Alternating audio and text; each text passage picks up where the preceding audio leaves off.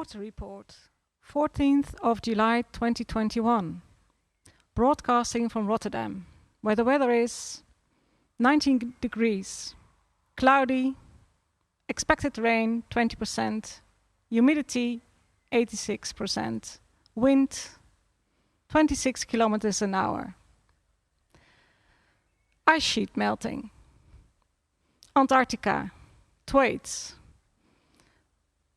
400,083 cubic kilometers, minus 0.265 cubic kilometers. Greenland, Jacobshaven, 9,300 cubic kilometers, minus 0.084 cubic kilometers. Greenland, Helheim, 7,000 cubic kilometers, minus 0.058 cubic kilometers. Iceland, Vatnajökull, 3,000 cubic kilometers, minus 0.0205 cubic kilometers. Switzerland, Aletsch, 12 cubic kilometers, minus 0.004.1 cubic kilometers.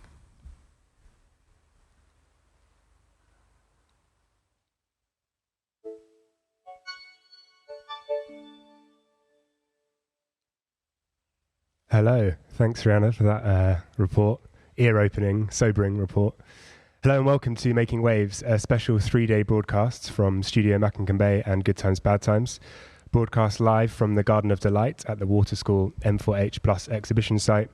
We'll be sending out climate reports, stories, field recordings, poems and a series of conversations with resource experts in order to explore and analyse the plans developed by Studio Makkink Bey for the Merwe-Vierhavens neighbourhood in Rotterdam, the Netherlands, as commissioned by the International Architecture Biennale and the Programme Bureau M4H Rotterdam. We are Good Times Bad Times. I'm Jack. We are a Rotterdam-based radio station.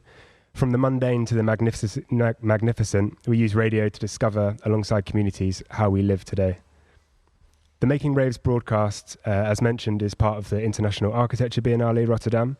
A big thank you to them and Studio Makkink Bey for having and making this happen. We'll be opening each topic with that weather report from Rihanna Makkink and closing each day with poetry from Jurgen. I'll now pass it over to Daan Veerman. This is the most smooth, professional, slick intro. But I'll now pass it over to Daan Veerman, our co-host from Studio Makkink Bey, to introduce the project that we sat amongst and the topics that we'll be delving into. Hey, Dan. Hi, Jack. Hi, Kirsten. Hi, Ben. Hi, everyone listening also.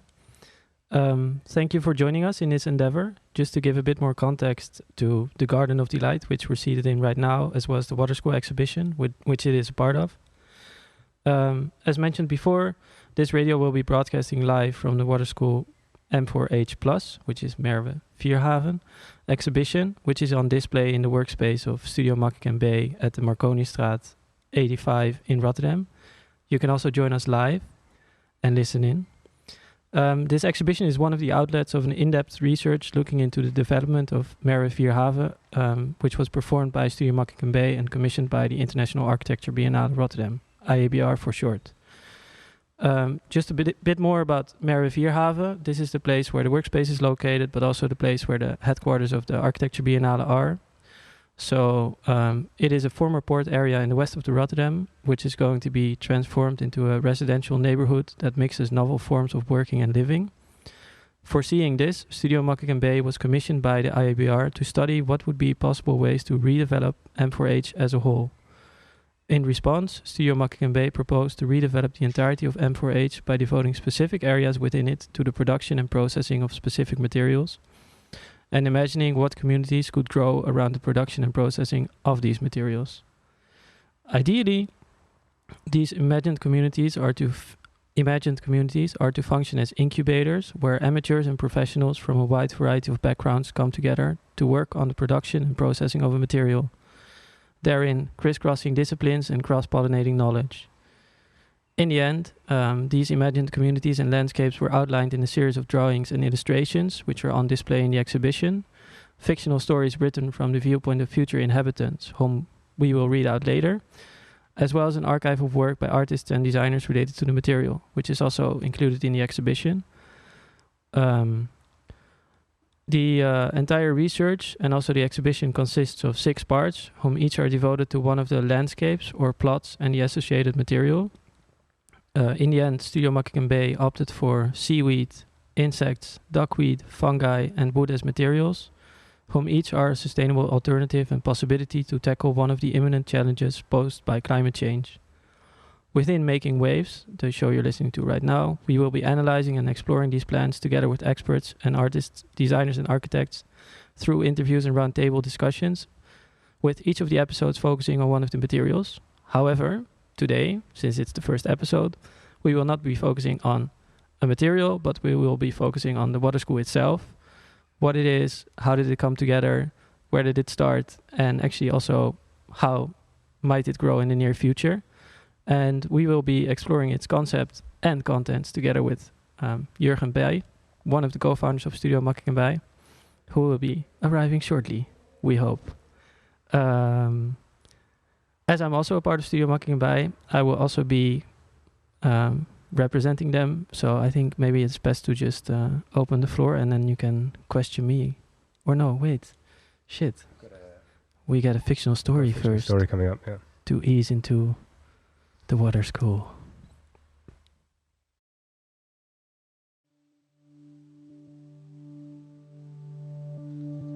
The resident. I roll over.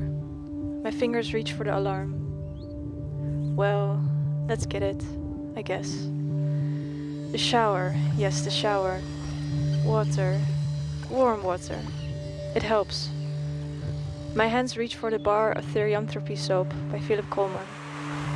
It has been with me for some time now, but I still haven't managed to determine the animal its smell is sampled from. It could be a wild boar, seeing that to me it smells like a dark and earthy forest.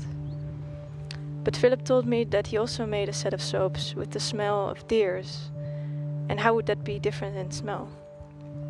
It's a pity that I lost the wrapping, since I can vaguely recall it featuring an illustration of a boar, but now I'm not sure anymore. Whatever. I turn around and face the shower head. Water gushes down my face. My hands reach for the soap once more. Yet, what is this? This feels like metal? Slightly confused, I open my eyes and find myself staring at a metal copy of my own hands, which is fixed to the wall. Ah, right, completely forgot. It's The Fingers by Nick Ramage. When I wound up, the intricate mechanism empowering it will make its fingers tap on the porcelain tiles for about 3 minutes. Thus, I normally use it as a timer while showering. Yet, now I have zero clue how much time has passed. Maybe I just better get out. What's next? Breakfast. Yes, breakfast. On my way to the communal kitchen, I stumble over the shared transparent tools vacuum cleaner. Okay, wake up. Toast. Yes, toast. I take 2 slices of bread out of the bread mix by Helmut Smits and dump them into the transparent tools toaster. My right hand reaches for a plate and some cutlery, taking it out of the Splendor Lender cabinet by Jelle Mastenbroek. Should I? Well, why not? The toast still needs some time. I reach for a coin and drop it into the tiny slit on the side of the cabinet. As it tinkers along, the coin hits the porcelain plates and metal cutlery, altogether forming a seemingly never-ending song, until the coin hits the wooden base of the cabinet and it's silent. Bling! 2 slices of bread pop out of the toaster. I reach for them, and of course I burn my fingertips. It's one of those mornings, I guess. Maybe a drink by one of my fellow housemates might help.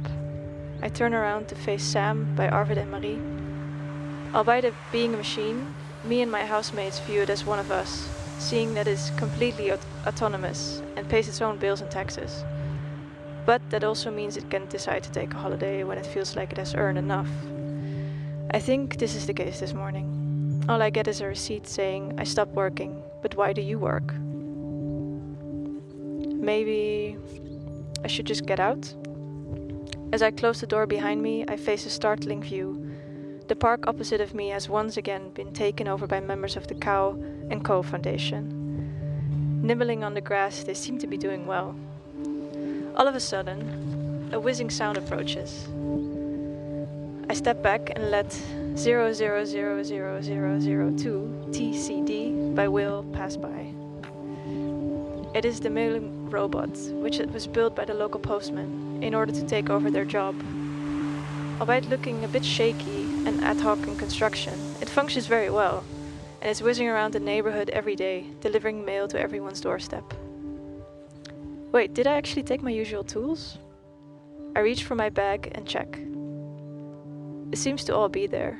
The Turver by Thomas Strum, one of the brain pens by Roy Verbakel, and the precautionary measures ruler by Helmut Smits. Water bottle? Also there. It's a recent addition to the Zandglas collection of Atelier NL, made of locally sourced sand.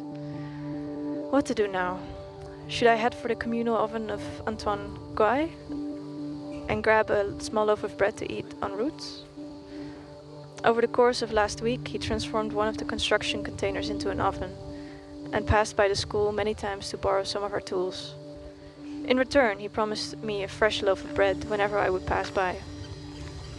Yet I think I might grab a bread tomorrow instead, although the smell of freshly baked bread drifting through the neighborhood right now is making my stomach produce sounds I didn't know I was capable of. Actually, I can also... A gentle tap on my shoulder reminds me of my actual plan. I was going to work, to the school to be more specific, where we both work as concierges, but also have our atelier. On our way, we meet the last yellow spot toilet by Elisa Otanes. Originally a short-term solution for the lack of public facilities for women in the Netherlands, all of them have been replaced by permanent public female toilets. Yet this one was left in its original state as a monument. As we enter the park, we are greeted by the Cow & Co community. Some just turn their heads, others approach us. We sit down in the shade of one of the trees and close our eyes for a minute, seeing that there's still plenty of time. I drift off. Something wet touches my hand. Slowly I open my eyes and look into the inquisitive eyes of a cow facing me. Looking to the left, I can see that my partner in crime has also woken up. They smile at me. Fresh pint of milk? I think I'm fine, to be honest. Would you mind if I borrow your glass? I think I forgot mine at home. Sure. I reach over and hand them my glass. Carefully, they study the stamp embossed into the glass structure. It's from the Zandmotor series, right? Yes. So interesting to see how each collection is different in color and structure, right? This one is more green in color than mine, but I think mine is also from another series. Yet, somehow I always forget from where exactly. Anyways, I better get me some milk and then we move on. They proceed to pat the cow and tap a fresh glass of milk from the personal milking robot before we proceed our commute. Upon opening the door, we are greeted by the cleaner, who has just finished their daily rounds around the premises. A porcelain bucket, Cleanliness is Next to Godliness by Studio Makkink Bey, stands in the middle of the hallway, filled with water. As I bend over to pick it up, I spot the porcelain fishes located on the bottom of the bucket. Forever stuck in a swirling motion, they are destined to be swimming in murky waters. Out of habit, I walk over to the communal sink in order to flush the dirty water down the drain. Yet, as I tilt the bucket and am about to let the water drop into the sink, the cleaner stops me. They point to the reservoir of cleaning water, in which we collect all the dirty water in order for it to be transformed into crayons. Stain Alive by Jonas Ersland. Later. Every once in a while, they pass by in order to boil down the dirty water and transform the concentrate into small crayons. These are then distributed among the pupils, whom use them in their drawing classes. As such, their staining capabilities are put to good use. I glance over at the clock, Real Time by Maarten Baas. The fictional person trapped in the vernacular wooden clock has just started erasing the hands from the clock face, in order to redraw them to indicate the time. Judging by the position of their marker, it's 8 o'clock, meaning there's only 15 minutes till the first pupils will arrive. Also, the display of the Made by Rain website by Aliki van der Kruis shows large clouds moving in from the west, meaning that it will rain soon. Thus, we should make sure to empty the courtyard of the school in order for the Made by Rain textiles to be spread out so that they can document the incoming rainfall. Currently, it's still filled with containers and crates which contain the work by the designers and artists whom have their ateliers inside the school. Next to working as designers and artists, they each have a position within the school, which could be teaching, maintaining the greenery, or facilitating the interaction with the local neighborhood. Yet, due to all of them having their own artistic practice on the side, the courtyard is often filled with stuff. Seeing that it is Friday, I know it will be empty soon. In about 5 minutes, a truck will come in order to transport all crates and containers to the central warehouse of M4H, which functions as a distribution hub. There, inhabitants can pick up the objects and designs they brought from local artists and designers to furnish their homes, therein opposing the globalizing trend of buying inexpensive objects or expensive objects from far away and having them shipped all over the world. Instead, within M4H, the inhabitants are trying to support one another and establish a local economy. To contribute to this, the school's interior and exterior are also largely made and produced by local artists and designers. Construction waste was transformed into bricks by stone recycling for building the walls, which is waste-based bricks by stone recycling. Local-based waste was transformed into stools and chairs by Lucas Munoz. And part of a guardrail was repurposed to function as a circular barrier around the apple trees situated in the center of the courtyard, which was planted by Frank Bruggeman.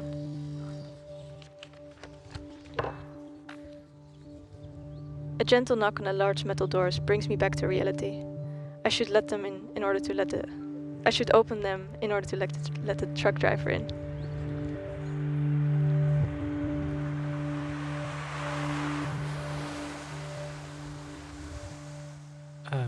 Thank you, Mingus Jansen, for reading out the story. Maybe it's good to also explain. We invited Mingus Jansen, who is our resident writer, to write us some fictional stories which actually depict the life of citizens who inhabit M4H in the future. And as you might have noticed, there were a lot of names going on. These are actually references to works by artists and designers whom we want to involve in establishing a community in M4H. And if you want to see their work, because this of course is audio, but there's visual components to work, you can head over to the website which you might be streaming from right now. If it's not goodtimesbadtimes.club, which is nice because then you can hop into the chat and talk to us. There's SMB dash, no it's not dash, it's like a SMB-waterschool.nl, and there you'll find the link to these stories and all the research we performed at Studio Makkink Bey. But since I'm gonna be interviewed now, I think I'll hand over the mic to Good Times, Bad Times. Hello. So, welcome. I'm sat here with Jurgen Bey and Daan Veerman. And actually, I would like you to give a bit of an intro into the water school in general, or maybe I should hand that straight over to Jurgen. And just ask, I mean, we've been very formal because we've had a few little scripted things, and really our Good Times, Bad Times style is a bit more informal. So I'd just like you to, explain maybe perhaps where we're sitting, what we're sitting amongst. Maybe we should introduce Jurgen Bey first. Oh, yeah, please. Jurgen Bey is one of the co-founders of Studio Makkink Bey, together with Rianne Makkink. I think the bio always says that it's the design studio which aims to make the function of the designer as strategic as possible. Therein, you can see that, I think, in the work which is produced within the studio, but also in the people that are part of the studio.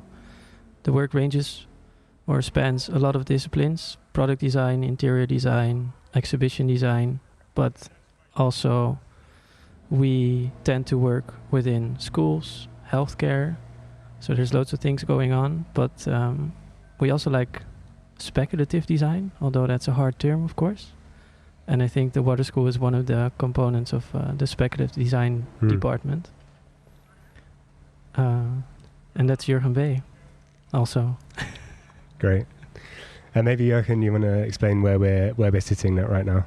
Well, there's a couple of things. Well, we are sitting now in our studio, which is an office with big storage, and the storage is then a big space that now been transformed to an exhibition. But there's like two things, because there is the exhibition, and you also refer to the water school, which I think is something different. I would almost say this exhibition has been made thinking as the water school, which is a previous project that we did, which relates to, of course, the transition to water. Like water is like one of the main elements, which is basically sort of nothing but extremely important to have life. And the question is, how can you sustainably work with water? And then we all know there are many morals, or let's say there's many ways we should deal with it.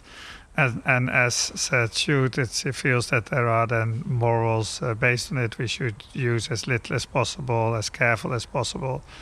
But then we also know that every change of a new year, we make all our wishes and expectations, and after 3 months we most of the time have to go back to our goals not achieved. And so it's a bit a question, like, if you want to make a change, what's then the best way to change, and also where it's the best way. And like one of the reasons that I've always been involved in education is not that I like to teach, but I think still that one of the nicest places to be is within school, or within education within a school, because it's the only place where I believe future always exists. Everyone that goes there goes really clearly to develop their future, and therefore it's always sort of bright.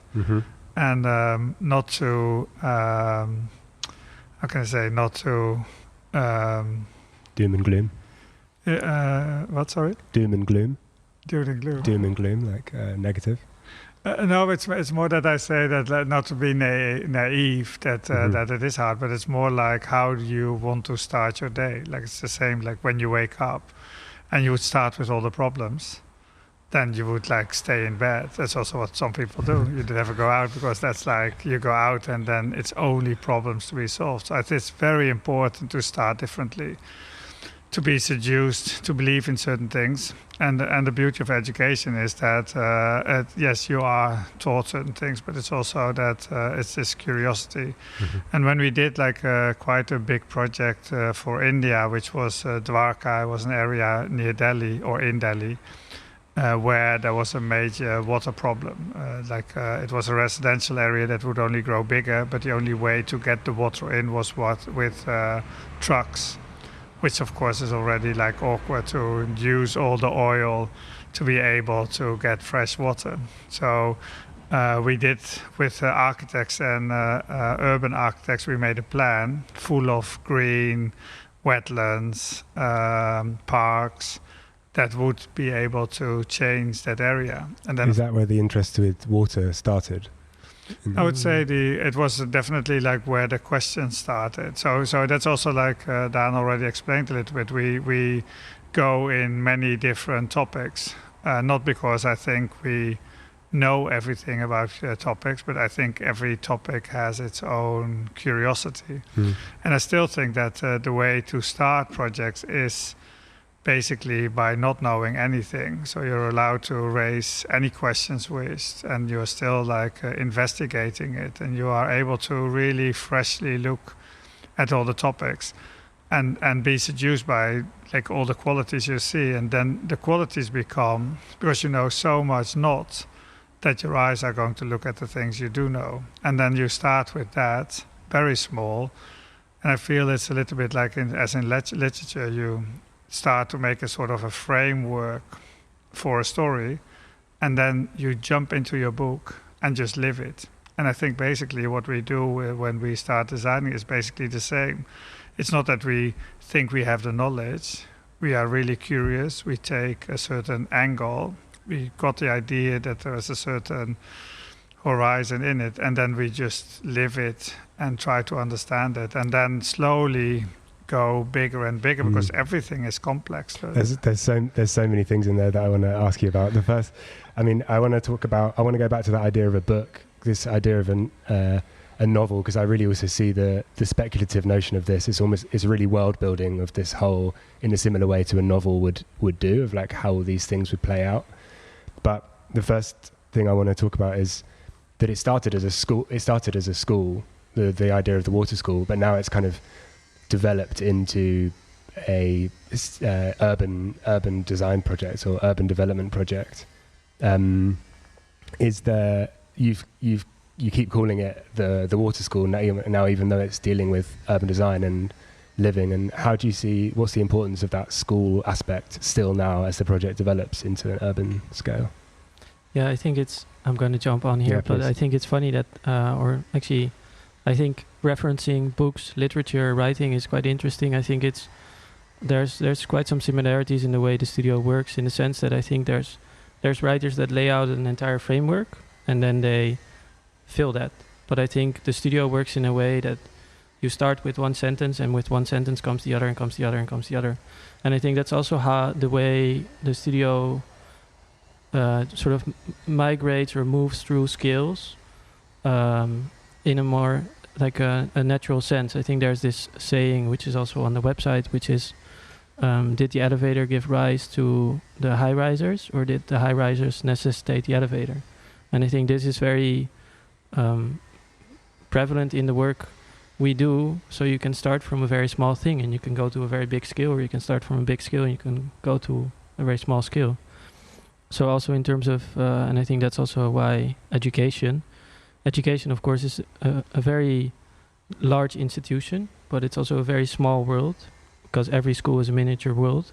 But still, everybody that goes out of the school builds their own world. So when you enter within primary school, because that's where the water school originally started, you can influence an entire society, because these people, they will move on and move on and move on. Also, the network of a school is huge if you think about it, because it's not only the pupils, it's also the teachers, it's also the parents, whom each connect with one another at the schoolyard, if COVID permits, of course. So I think there you have a super large network. And also it's a place where you can build the values of a society, but not in a moralizing way, because the pupils, they come into the school and they get sort of taught how to behave. I think there's also something to tap into, which you might think is problematic, but I think in that sense you can build new values there at the beginning, instead of talking to somebody and saying, you shouldn't do this, you shouldn't do this. So you can show people the right way, although the right way, of course, here is a very difficult thing. I think that's also a thing we can address, but so I think also that's how a school can progress into a neighborhood. And I think that's what's happening here, in the sense that this is called the water school, but it's about how you can, through starting from a small point, move into a bigger scale. And a neighborhood, of course, also always has a school attached to it. And that's basically the idea. So as well as starting from there's like two parts, as well as starting from a resource, there's also this idea that from these resources, which I also want to ask about why these particular resources, but that you start from a resource, but also that why not the epicenter of a community or urban development? Why not be the epicenter as the school? What do you think the current epicenter of cities is based on now if it's not the school or education? Finance. I think exactly the same. Like I think we're coming from a very like commercial time, so finance seems to be ruling all the things. And I'm also not even say it's necessarily wrong. Like I do think that it has had its era and it has built incredible amount of things, and probably also a lot of things that don't work. It's hitting a ceiling, and then it's up to something else to be leading in its time span. So we've also had science, we've also had religion, when they were really like the center of like how to build our sort of our daily life, you can say. And I think now it's the moment for culture. And for me, the reason for that is that, like, since we are now in a very complex world where everything seems to be right and everything seems to be wrong. So if we come into a debate, it's only like fighting for its rightness and then fighting wrongness. So it's only who is then right. And if things are so complex, then maybe maybe then there's like, for me then two things is that like with this artificial intelligence and virtual reality, the gravity of reality has completely gone. You can now go in a computer and be something else, like you can act differently. So what are then the rules? And the same question with fake news or fake news, when it's fake and when it's news, and how can we know whether things are fake or not fake, or when do we want fakeness and when don't we want them? So all of these things become extremely fuzzy, and the question is like, how can you answer them? And then in culture, in literature, movies, but also in art, you are able to perceive a world that you might believe. And that's also like the difference between a debate and reading a book. First you read the book and then you disagree or agree, but at least you have followed the whole story and then you take a position. Normally if we have a discussion, one sentence is out and immediately someone will counter it and saying, oh no, this isn't right, which makes it really difficult to come to any logicality. And if you think about like how we work, and of course it's always a bit a question like, if you theorize it, is it, or analyze it, are you then like making yourself right? So is it really true, or do you think, but in my opinion we are in a time where the system would fit to oil painting, which is then also culture. Is that like you do a first layer, you paint it, think that like it's all about water, let's start with the sea, and then you need a bit of land, and then you become an island, and you say the land is too little, so you do a mountain. And before you know, you have the Alps, so it's all mountains. And then you can go, but this you can still do in one painting. If you would construct it more scientifically, you would first build a sea.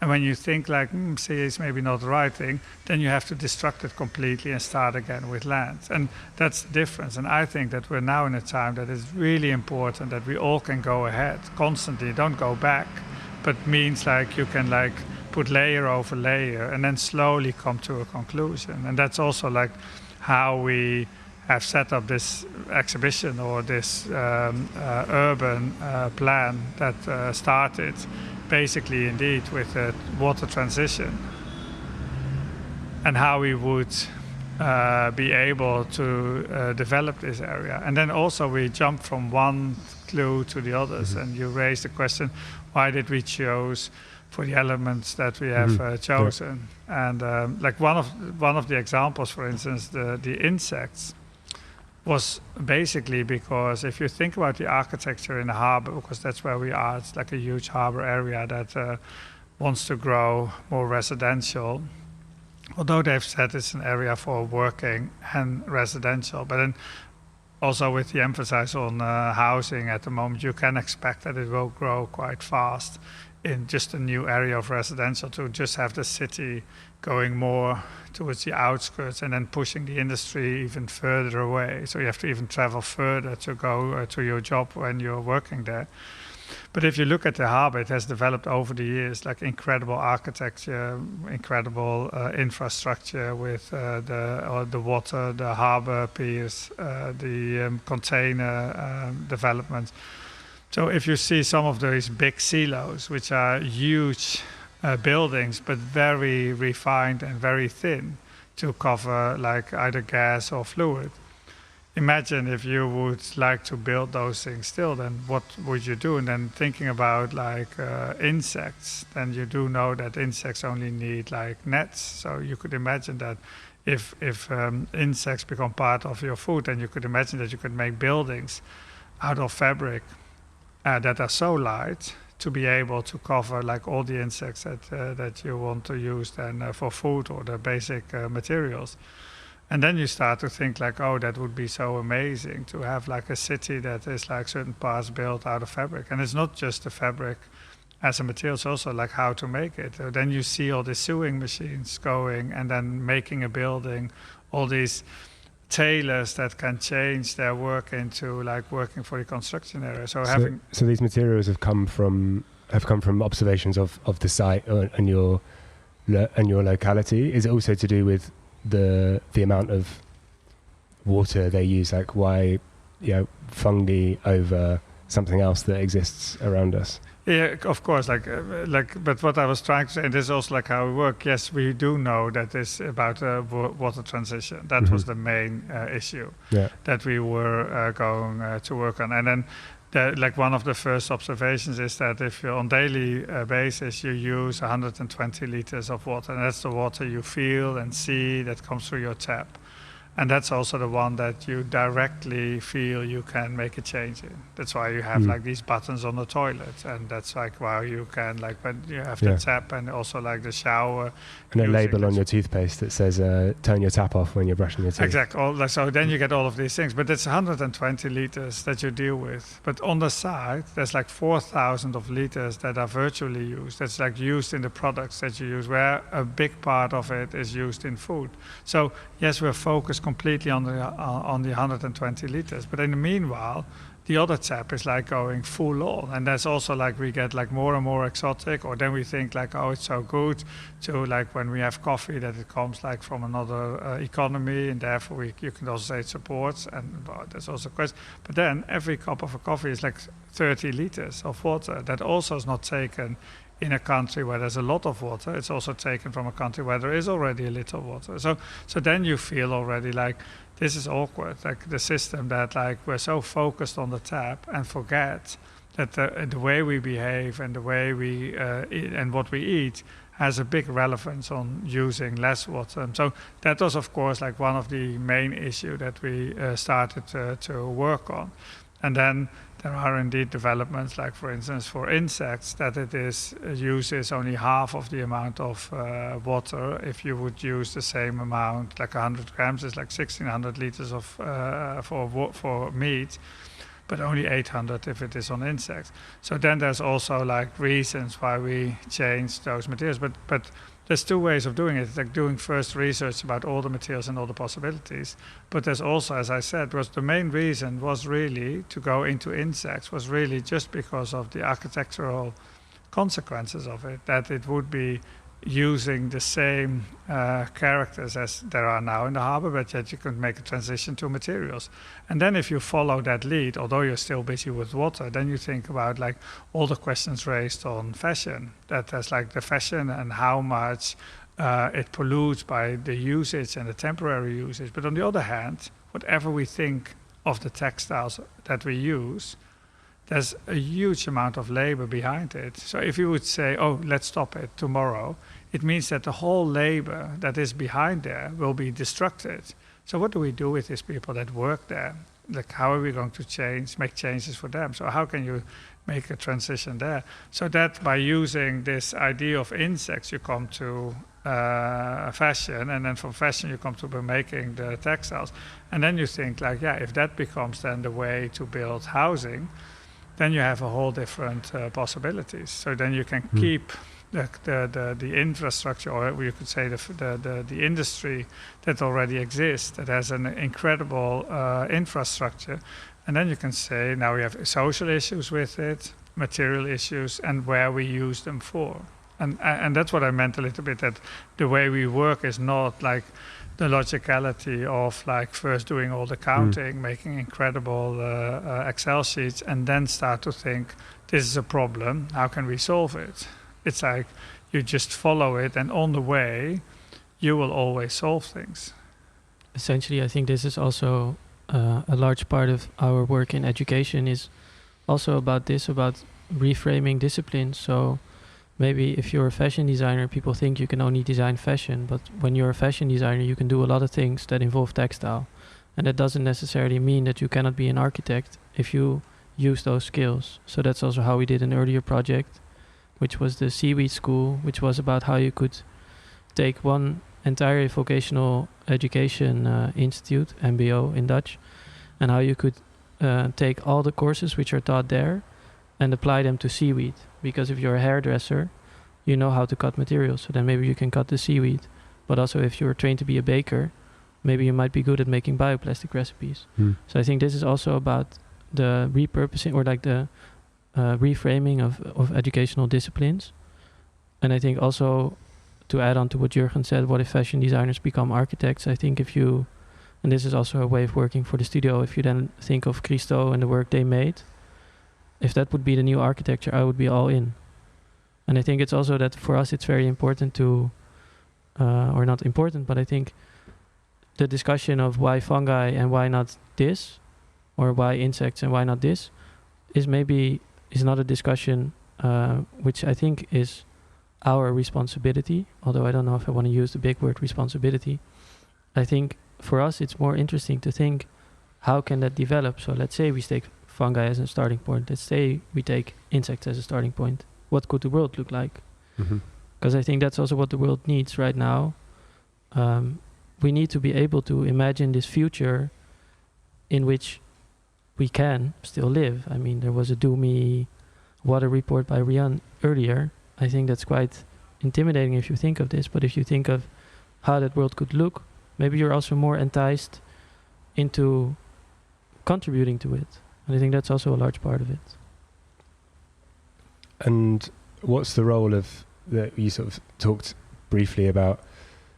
Perhaps the selection of these materials isn't the important part. It's like what then the consequences are. And I really like this idea of transition, because I think there's also a problem of within urban design of starting completely from scratch and not thinking of what's existed there before. And I think this idea of transitioning is really interesting. But the materials that you have selected, we're surrounded here by lots of different projects from designers that touch on these materials. So they're also materials that people, there's a cultural feeling, or people are thinking about these materials. So maybe you could talk about what the role of these projects is in the project. I think that's like if you want to change this area. So on one way we discussed the amount of water that you use and the virtual water. So that became clear that more than 80% is food related. So to make the change, best to do through food. And that's also why we ended up with all these natural materials. Also, they use a lot of less resources and a lot less water than you would do if it's meat. So that was the basics of coming to these materials. And then being food related, but just thinking that if, it's the same little, if you have a very specific material, then can you develop a biotope of all different either materials or functions that relate to that topic. So that's, I think that what we want to do with that's building more of a community. This also ties into the idea that I think there was the request also from the municipality, because they wanted to be Rotterdam Maker District, because there's loads of creatives, cultural practitioners, whatever you want to call them, in the district. But also it's actually, I think within our plan, it's also quite important that as a cultural practitioner, or as a designer, as an architect, or as an artist, you're mostly working on a smaller scale. But what would happen if you would bundle your efforts? And I think this is also about the idea, you can relate that to fungi, but about the idea of growing communities, which I think is also refers to what you said about top-down architecture or bottom-up architecture. I think that's also a major point in this. So what would happen if these people would come together? And also what would happen if they would be paired with universities, companies, whom are also working on similar topics but might have a different approach? Because often you see when a designer or an artist or an architect comes into a university, they're thinking, oh, we should do this like this. And the university is like, what? Why? Huh? I don't get this. So I think, but to artists and designers, maybe it feels natural. But because these worlds never collide, you barely see those results. And I think that's the main focus of this also, is to bring these people together so that you get different expertises and different disciplines merging and also accumulating, but also geographically being in the same place. But I forgot the question. No, it is like why you have all these examples of designs of existing products. And it also relates that there was like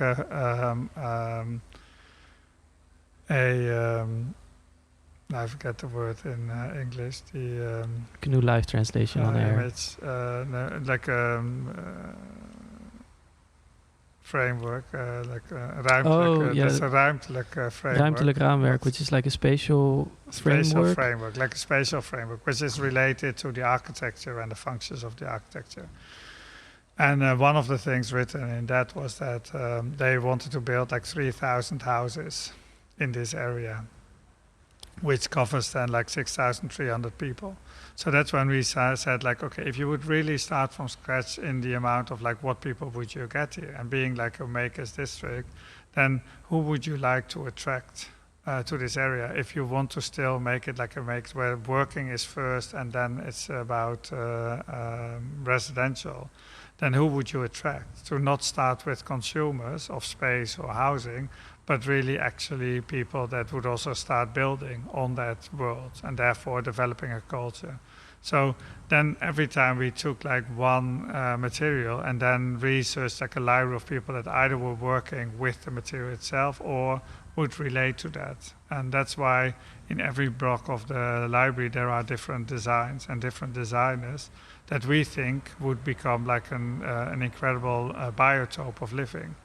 And that's what we try to also envision with the Garden of Delight.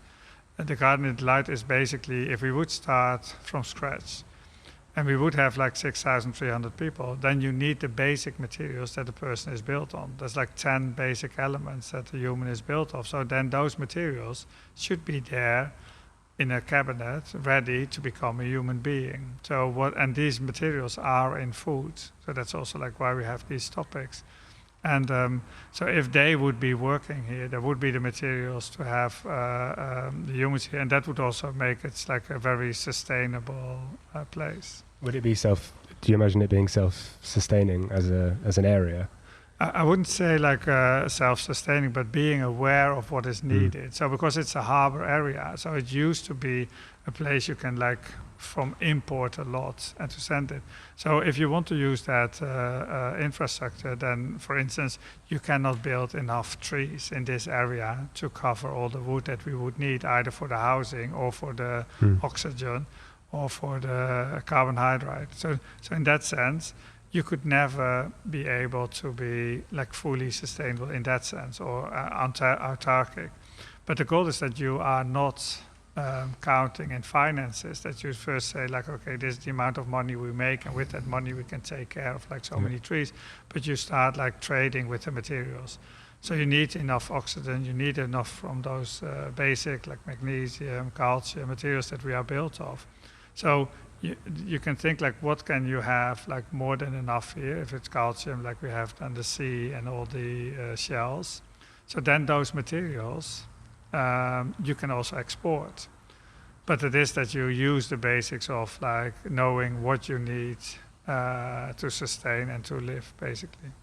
I think it's not about being autarkic, but it's about being aware of what it would require to be autarkic and seeing what part of that you could do in your own community and how you could export your surplus or trade your surplus for other parts in order to be autarkic. I think it's also about what Jurgen said earlier. There was also an essay was written by the studio. I don't know where it was published anymore, but which essentially also had, which was more of a story in which a person would wake up and then they would go to the tap and they would have a cup of coffee. They wouldn't go to the tap, they went to the coffee machine. They would have a cup of coffee, and then all of a sudden the floor would be like the entire apartment would be filled with water, let's say 10 centimeters high, because this was the virtual water. And I think this is about, are you aware of what you consume and what the implications of this are? Yeah.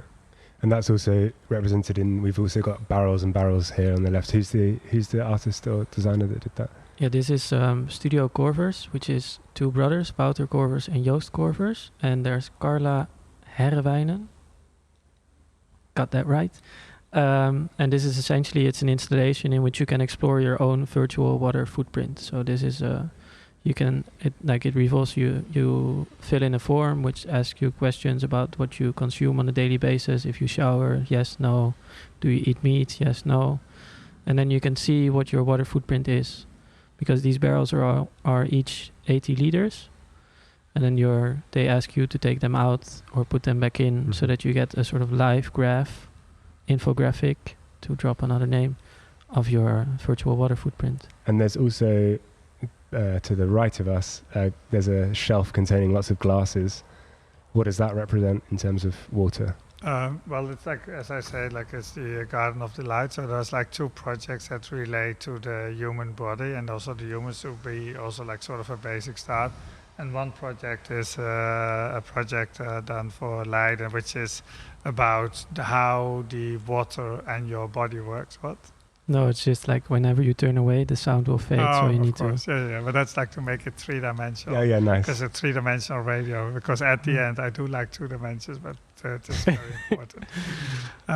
No, but this is like it is basically like a conversation piece. So it represents like my body. In my body there's like 80 liters of water, so there's glasses for 80 liters, and then on the glasses we inscript certain information about the water use. For instance, every time a heart beats, it's 70 milliliters, so which is then 3 liters a minute.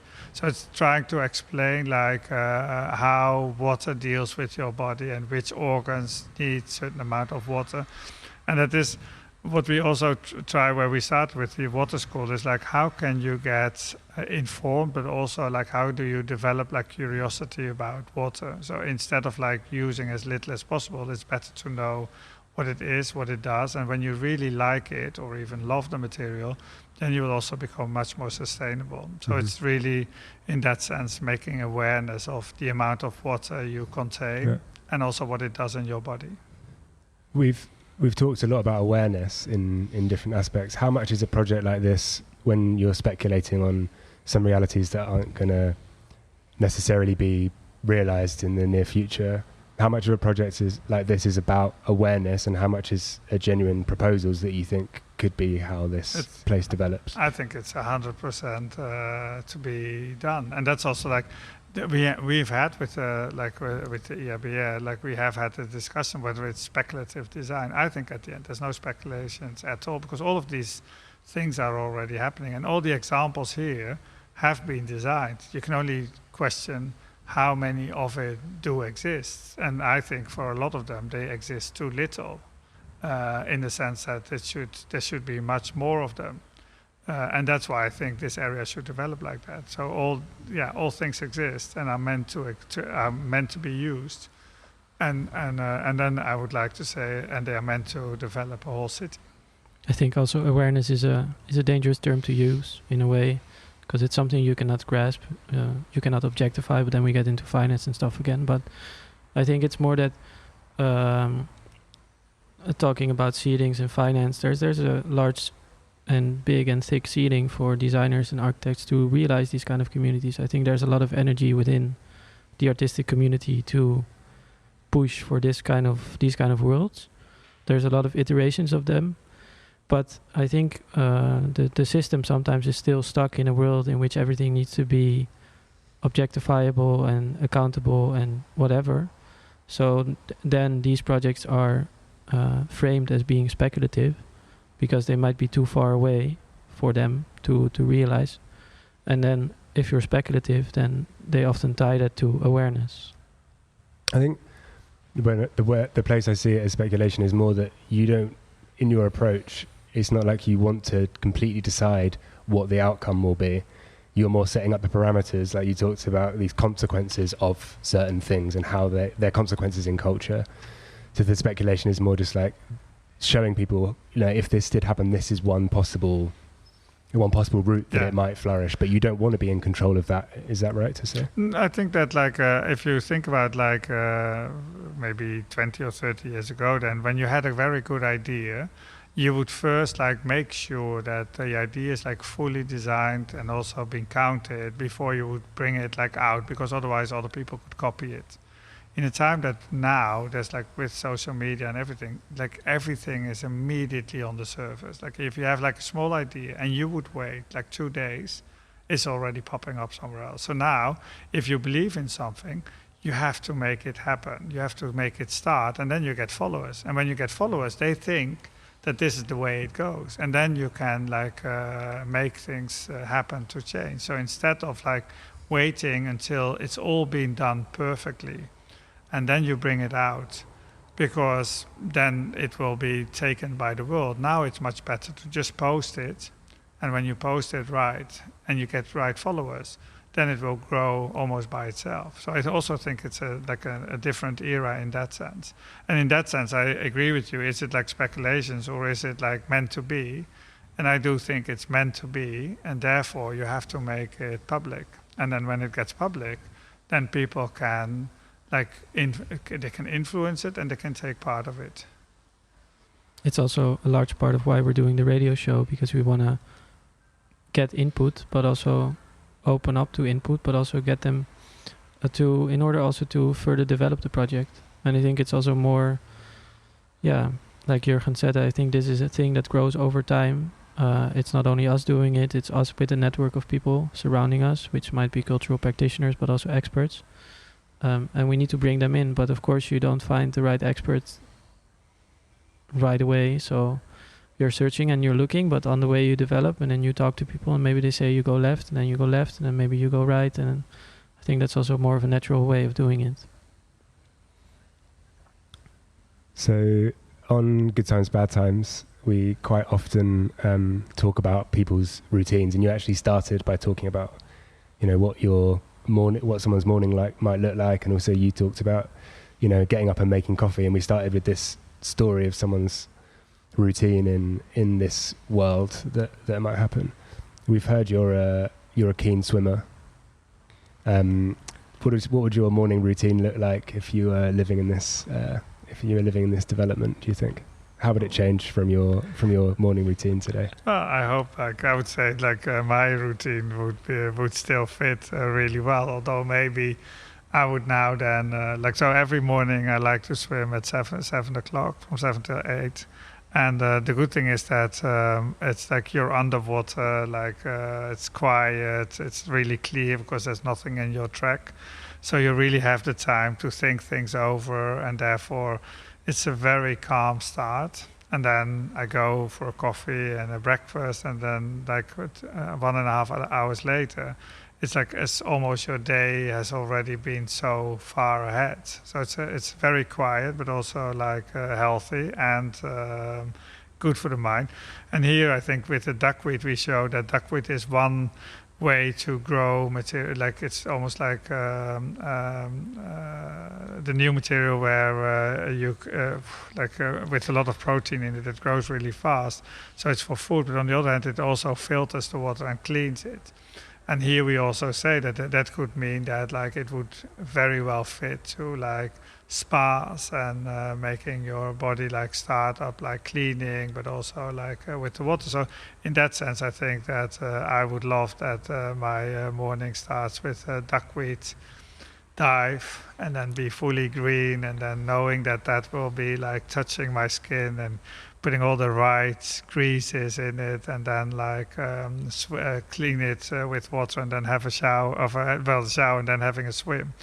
And then after the swim, having a nice seaweed tea, and then starting my day. So I think my daily routine would fit quite well here.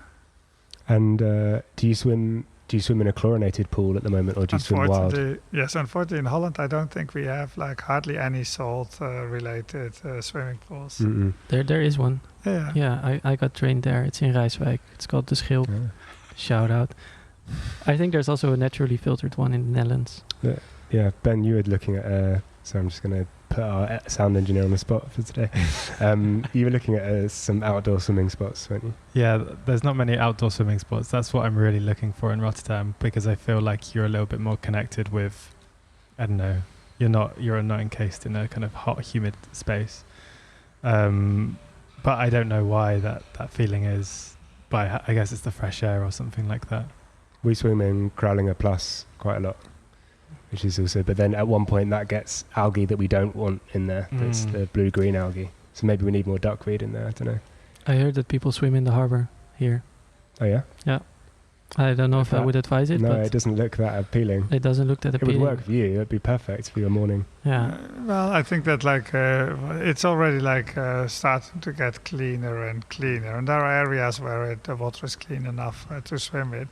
But it shows definitely that things are improving, not as fast as necessary, but at least we're like heading there. And do you imagine in this development that you would be able to swim in the harbours? It would still function. This area is still functioning as a harbour. At the moment, still, Yeah. and I also think that I would wish it. But then, of course, like we also expect our ships to change. Like it's like what we think, of course, is that the whole industry is changing, and it is already changing, but not as rapidly. But that's also like why I think it's much better to think in a biotope, because now, like it's like a company that's really like one focuses on one thing specifically. Could you explain what you mean by biotope? A biotope is like almost like a living creature from different scales, so that one benefits from the other. Mm-hmm. Like for instance, that you have like this huge elephant, and then you have certain Flies. birds that like all the insects that are just in between the skin grooves. So then like it's not a very logical combination that you think you first start with an elephant, then you think, oh yeah, the next thing is like having a bird there that like eats from its skin. But they do both benefit from it, and I think with this it's the same. And that's also like why we think like it should be an industry, it should be a knowledge center, and then it should be really small scale developments. Because they can experiment much more, just because they are not depending on like one big line, which of course happens in industry. And you can say like in the 50s, when we still thought that work was like the place where you would like grow up, you would live in one area, and like you would work for one person and then or one company, and then for a long time you would have your development there, your housing and education. And I think this has gone lost.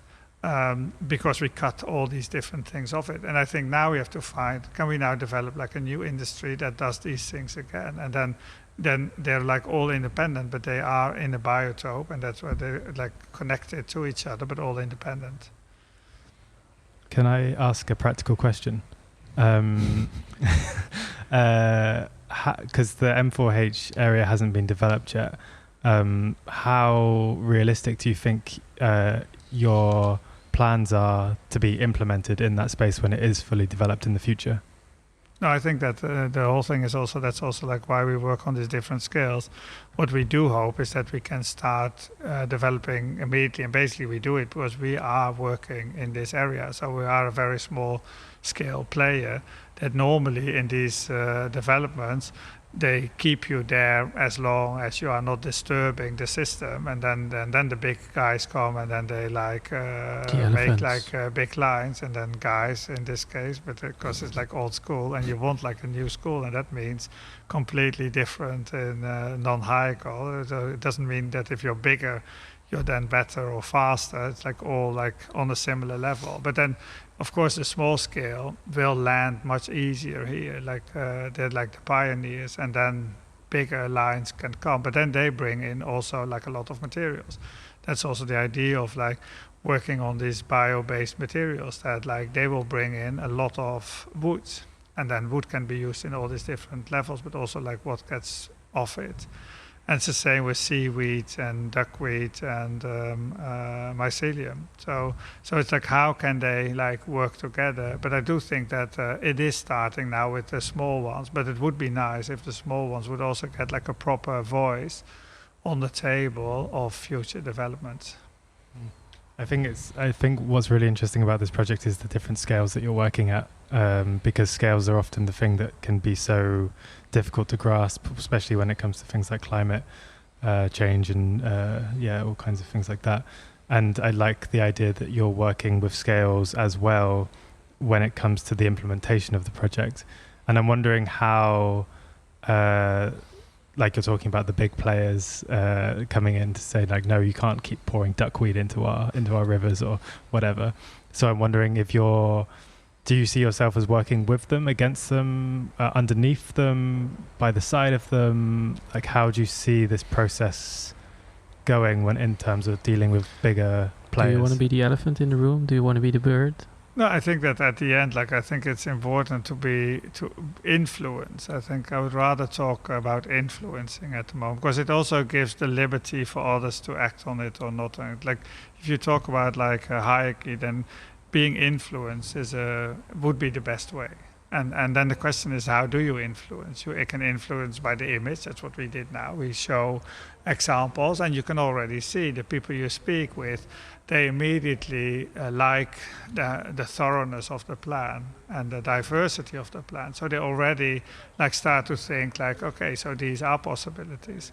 And same like what I like as I gave the example of the oil painting as a system, that I think is important. And I think it's the same with influence. If you, for instance, look at satellites that they shoot like far in the orbit, then what they do is they always make them pass by planets. And when they pass by planets, then they get a little bit of their gravity and they go faster. But the amazing thing is that when you would be in the satellite that passes by, then you speed up just a little. You will not even feel it. And it will also give you a curve. So you will redirect, but you don't see it because you always look like straight. So that's a way of influencing. We tend to think always that if we influence, that we want to give them a push. And then they say, we give you a push and that will help you. But you also know that if you are on a bike and someone gives you a push, that like, they push you, you jump forward, but your body goes backwards. So it takes like the first 3 seconds to even adjust to this pushing. So the question is indeed, like, how do you make things change? And I think this way of like how satellites works is a very good way to be influenced. You hardly notice, you hardly feel, but you have really changed even your vision with it. It's a nice metaphor. I really like it. We're kind of going towards the end of our time here. And next up, we've got more Jurgen, because we're going to ask you to do one of your poems. Not now. No, not now, because I'm going to definitely. But maybe you can just give a little explanation of what you're you know what you're going to do. You look at me very scared, but you know what you're going to do, right? You have an idea. I was going to give a poem, and then I can also tell that my day didn't go as I want. But there is someone that I had a very good idea. So basically, that was also good, because like, if I would do a poem, I would search for a poem done by someone else, and then I would just read it. So now I also do a very famous Daan Veerman piece.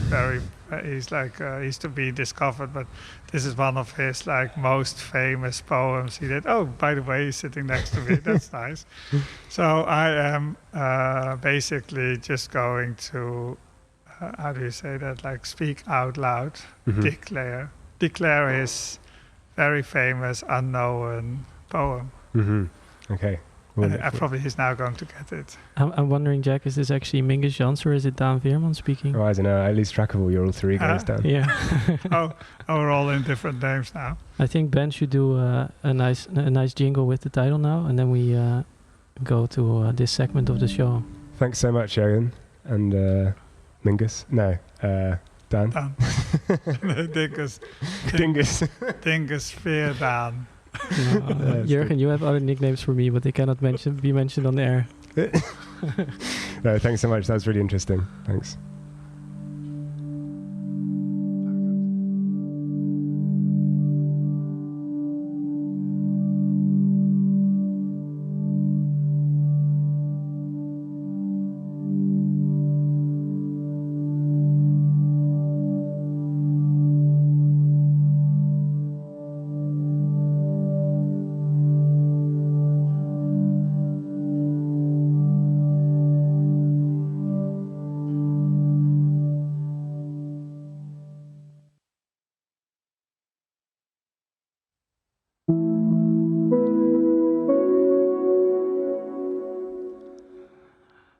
welcome to Port Poetry, aka Poetry from the Ports, where we will be reading out the beautiful names of ships and vessels located in Merwe-Vierhaven. Smaragd, Solution, Vantage, Laurentien, Fairplay 34, Fairplay 24, Fairplay 21, Visioen, Martinique, Draghi, Shamrock.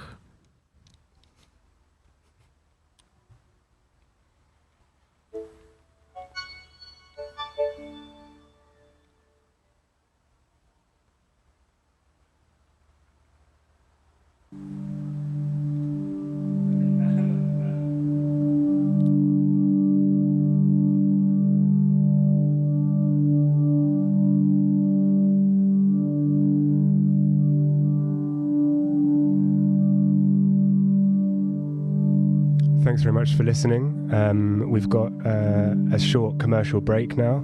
We'll be back at 3 p.m. With another weather report, and then we've got our first topic that we'll be discovering, seaweed. So be back at 3. Thanks. Bye.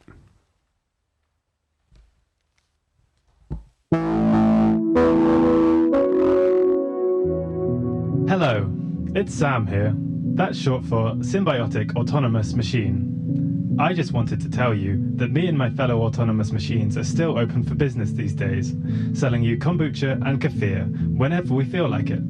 Yes, whenever we feel like it. We take a holiday from time to time. Come and support us in our financial existence at your local bar or food store.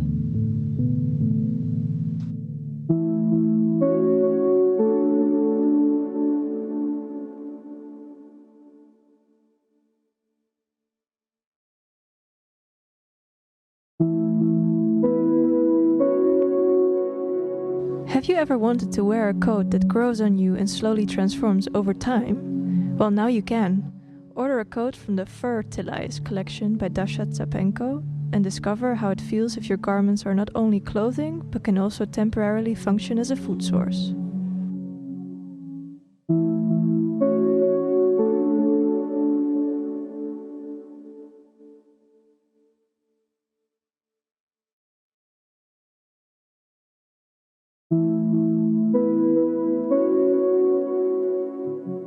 Come and visit the Museum of Seaweed, a museum dedicated to algae and weeds growing on and along the Dutch shores.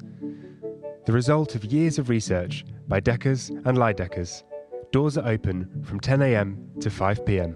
and discover the amazing variety in shape and texture of Dutch algae, all beautifully documented in cyanotypes, now available at your local bookstore.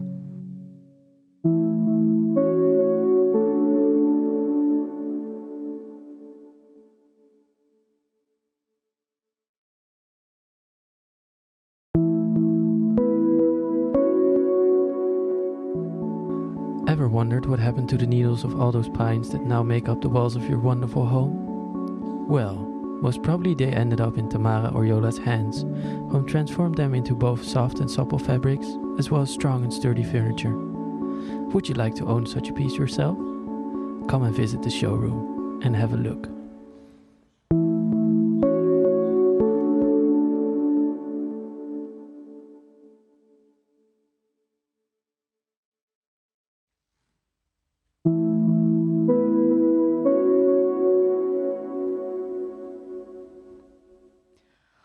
Water report, 14th of July 2021, 3 p.m.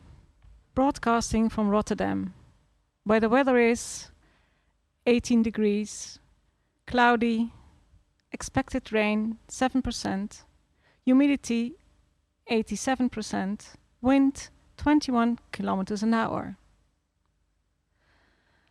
Ice sheet melting.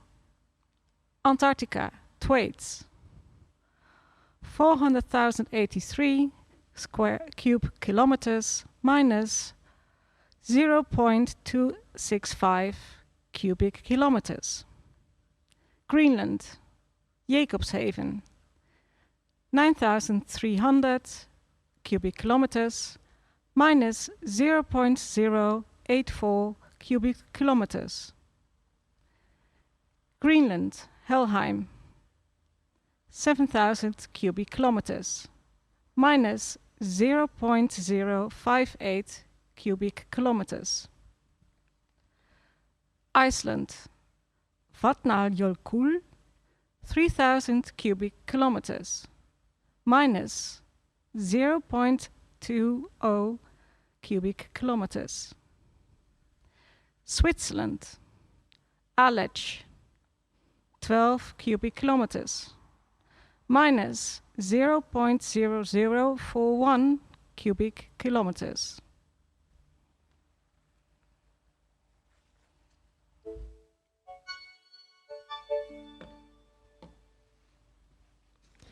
Thank you, Rihanna, for that report. And hello and welcome to Making Waves. And then it is day 1, session 2 of a special 3-day broadcast from Studio Makkink Bey and Good Times, Bad Times. Broadcasting live from the Garden of the Light at the WATERSCHOOL M4H+ exhibition site.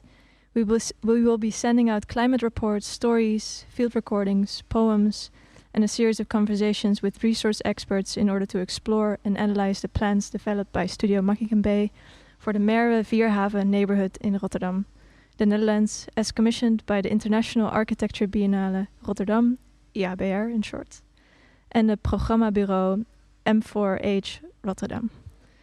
We are Good Times, Bad Times, a Rotterdam-based radio station. From the mundane to the magnificent, we use radio to discover alongside communities how we live today. And the Making Waves broadcast, as said, is part of the International Architecture Biennale Rotterdam. So again, a big thank you to them and to Studio Makkink Bey for making this happen. We will be opening each topic with a weather report from Rihanna Makkink and closing each day with a poetry from Jurgen. And I will now pass over to Daan Veerman, our co-host from Studio Makkink Bey, to introduce what we're gonna do next. Hey Dan. Hello. Hi Kirsten. Hi Jack. Hi Ben. Other members of Good Times, Bad Times. Thank you for joining us in this endeavor. Just to give a bit more context to the Garden of Delight and the WATERSCHOOL exhibition itself. As mentioned before, the radio is broadcasting live from the WATERSCHOOL M4H+ exhibition, which is on display in the workspace of Studio Makkink Bey, which is located at the Marconistraat 85 in Rotterdam. Please come and visit us, join us, listen in live, maybe ask some questions. This exhibition is one of the outlets of an in-depth research looking into the development of Merwe-Vierhavens, M4H in short, which Studio Makkink Bey did, for which they were commissioned by the Architecture Biennale as well as the Programmabureau. Merwe-Vierhavens is a former port area in the west of Rotterdam, which is going to be transformed into a residential neighborhood that mixes novel forms of working and living. We were, as Studio Makkink Bey, commissioned to study what would be possible ways to redevelop and to structure this development of M4H itself. And we propose to redevelop the entirety of M4H by devoting specific areas within it to the production and processing of specific bio-based materials and imagining what communities would grow around the production and processing of these materials.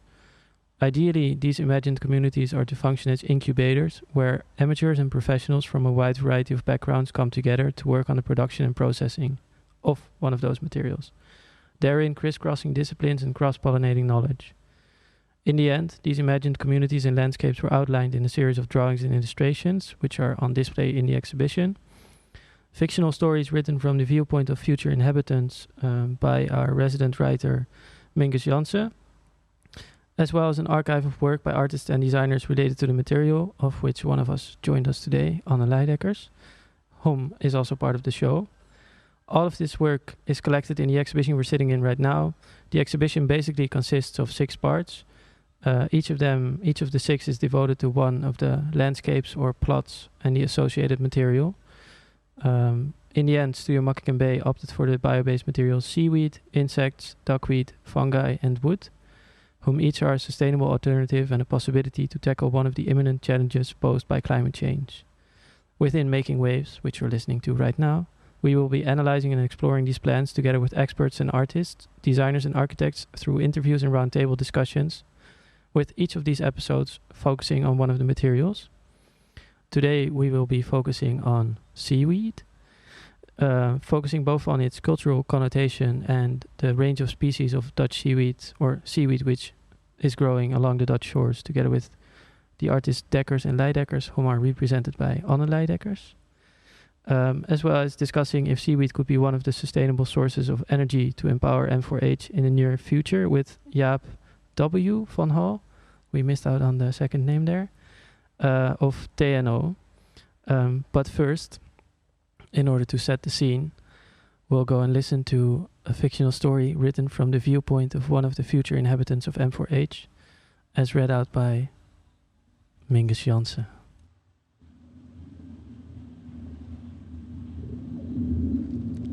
The Seaweed Farmer. The saline air brushes my skin. A small splatter lands on my face, coming from the bow cutting through the waves. Windmills pop up at the horizon, their blades slicing the fresh morning air to pieces. More and more appear, and a hypnotizing hum fills my ears. Yet it's not the windmills I'm here for. It's the nets and the line suspended between them, their positions indicated by the bird-shaped kites floating in the air.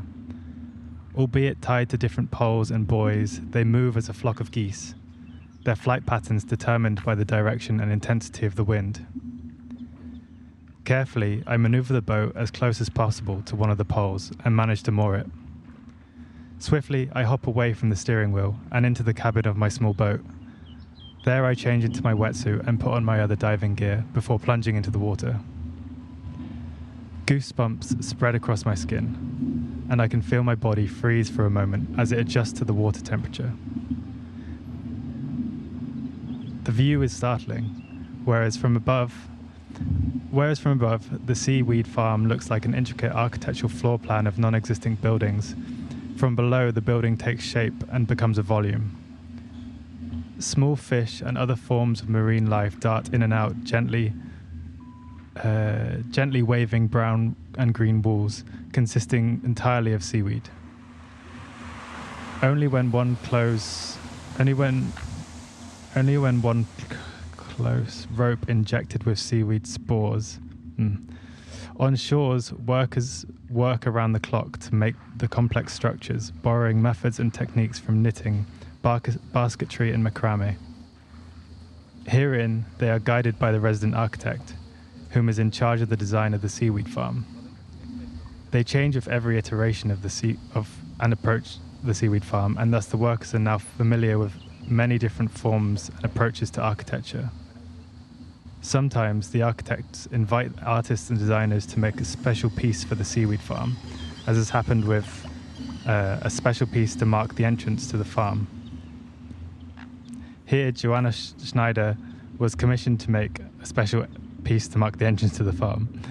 I haven't seen it yet, but do notice a face appearing in the distance now. Reaching up to 2 meters in height and constructed out of what appears to be fishing ropes taken from the harbour of Rotterdam, it is a striking sight. Just like the small fish accompanying me, I head out for the hole representing the mouth. As I swim through, tiny leaves of seaweed sprouting from the rope tickle my hands and neoprene-clad thighs.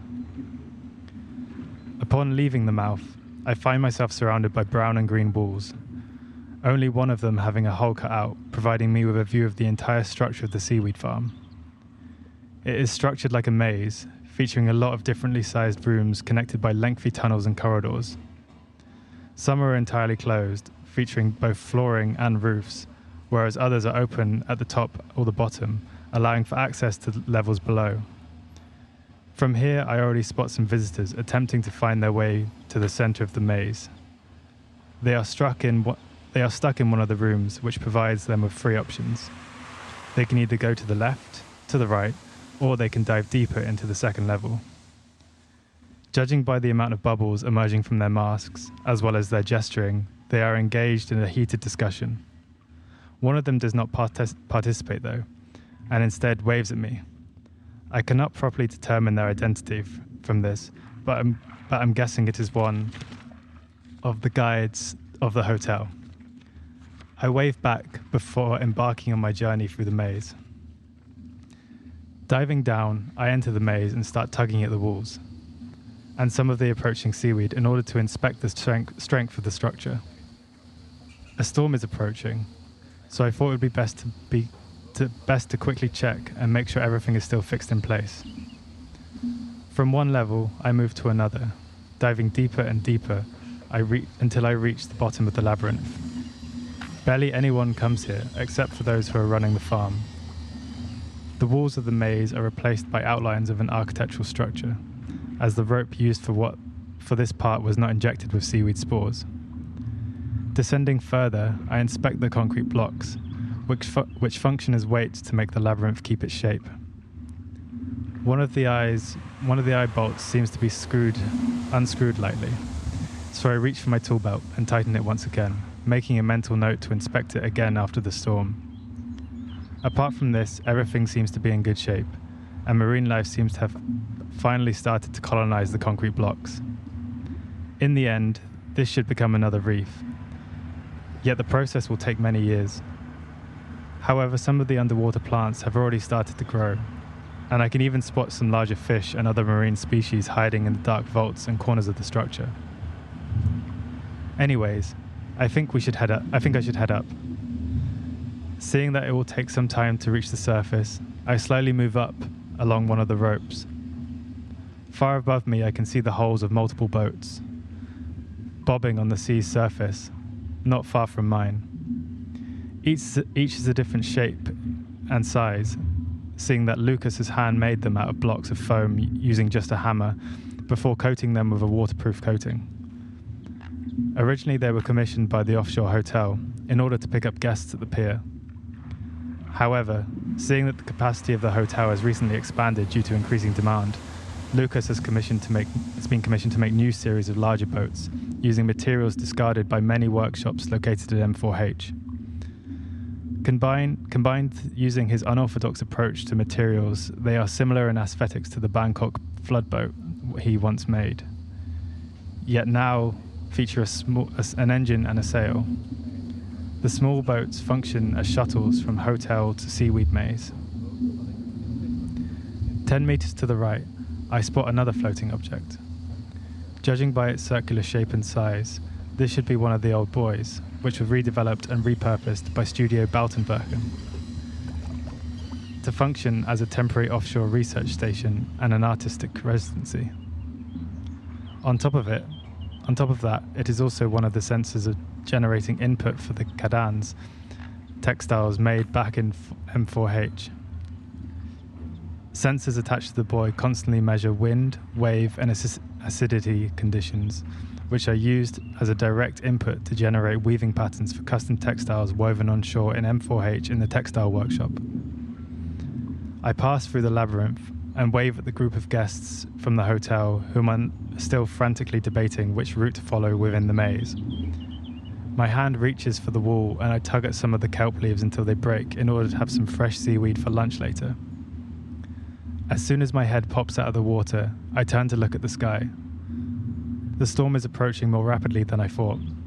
I climb the ladder and hop into the boat.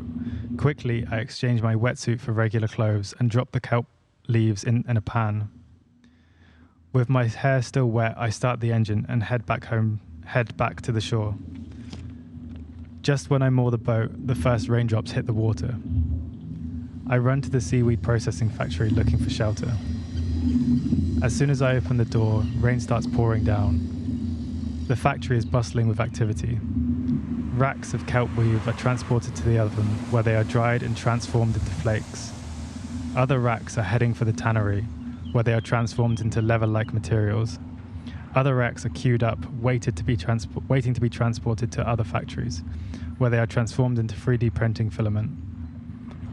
Outside, a large coil of rope is fed through the machine which injects it with seaweed spores. When injected, the rope is transferred to another coil, which is then transported to the factory. There, a set of dedicated craftsmen guided by the new resident architect will turn it into another maze or a seaweed farm over the next months, depending on the complexity of this iteration of submerged architecture. Something soft and supple drops onto my head and reminds me of my dripping, wet body. So how's the farm? Ready for the storm?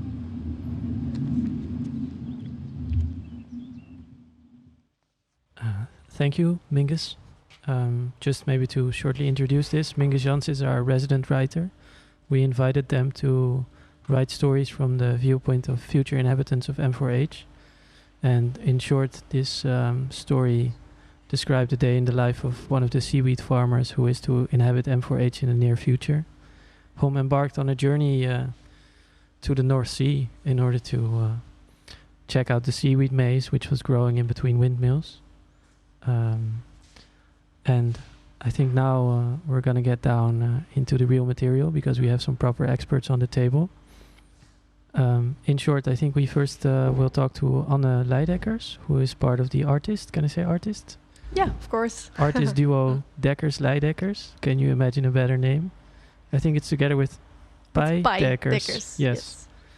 And you have produced a book which is entitled, you're already making the second one, I saw. Yeah, we're already making the second one. Yeah. The first one is, well, actually the whole idea is to make a whole series of books which all represent all the seaweeds in the Netherlands. And last year we produced part 1 and now we are making part 2. And part 2 consists of the seaweed of the Natural Museum in Rotterdam. They gave us a few, well, not gave, they borrowed us a few weeds so we can use them again. But the whole idea is, yeah, it's a book and it's called Cyanotypes of Dutch Algae. So these are also cyanotypes, so blueprints actually. And in the architecture, blueprints of course are still used as a blueprint, so as a very detailed way of reproducing shapes. And actually we are doing a bit the same in the spirit of Anna Atkins. Anna Atkins was a botanist from England from the 19th century. And she's considered to be one of the first persons in the world who made a photo book. She had a very scientific background as a child because she was raised by her father, who was a chemist. And she made cyanotypes of English algae. And by Dekkers, he worked at the Rijksmuseum and he had her book in her hands because she left one of the real books that she made. There are only, I guess, 20 left in the whole world. And the Rijksmuseum has one. And Pai had the privilege to saw the book in the depot of the Rijksmuseum. And he was really fascinated by how it was handmade and how this really kind of respect shows the book towards the algae, and not really in a scientific way, but more also in an aesthetical way. So it's really also really on the border between art and science. We decided to continue in her spirit, and Pai and me are also really interested. Always have been in our relationship towards nature. And in this sense, it really questions us all the time how we relate ourselves to nature, and also how we try to make blueprints out of nature. And that's maybe also a bit what Jaap does as well, but in a different way, of course. How can we relate us to something that doesn't speak our language, that doesn't have the body we have, that is completely, well, maybe a little bit alienated from what we are, but the algae are inhabitants, of course, of the North Sea, and they're actually quite close to us. But also have these strange shapes and strange ways of living. So we try to relate ourselves to that question. That's in short what we do. Oh, beautiful. Does Kirsten still have any questions left after this very in-depth explanation? Wow, but you were saying now that the museum is going to give you... Well, not give, borrow. Yeah, but normally you go out and search for them, right? Normally we go on excursion to different places, to the North Sea, and we try to find them ourselves, and that's also quite interesting because we don't really have a biological background. Pai's father is a botanist as well, but we don't really have that background, so we also invited different people from the field, including Luna and Frank. They made the new book about seaweed,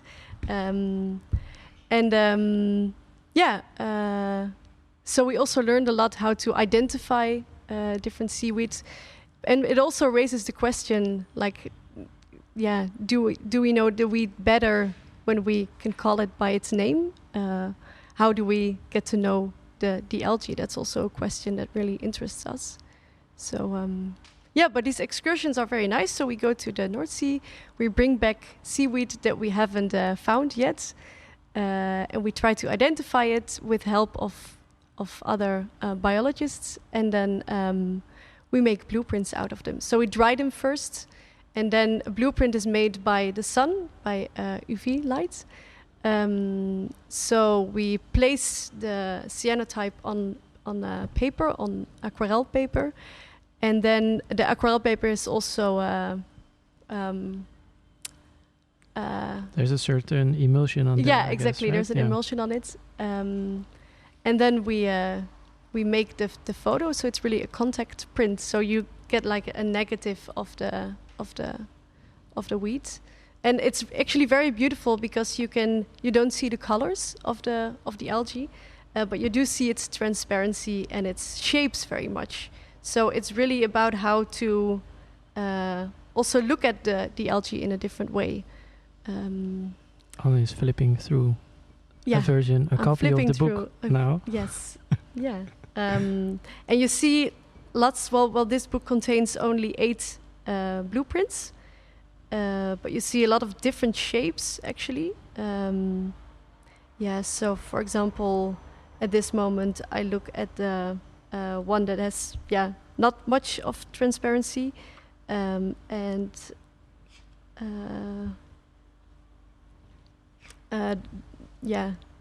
actually you should see it. It's very hard to explain through a microphone. If you go to their Instagram or their website, you can see you can see it. Beautiful pictures of it. But of course it's much nicer to see it in real life, so you can also come to the exhibition space and see the actual book. Or buy yourself a book, also a possibility. Yes, also a possibility. And also from January on, we will also have an exhibition in the Natural Museum in Rotterdam. Oh, so nice. Nice. I think we just got a scoop. Did we get a scoop? Is that already some news? News. Oh yeah, news. Yeah, super nice.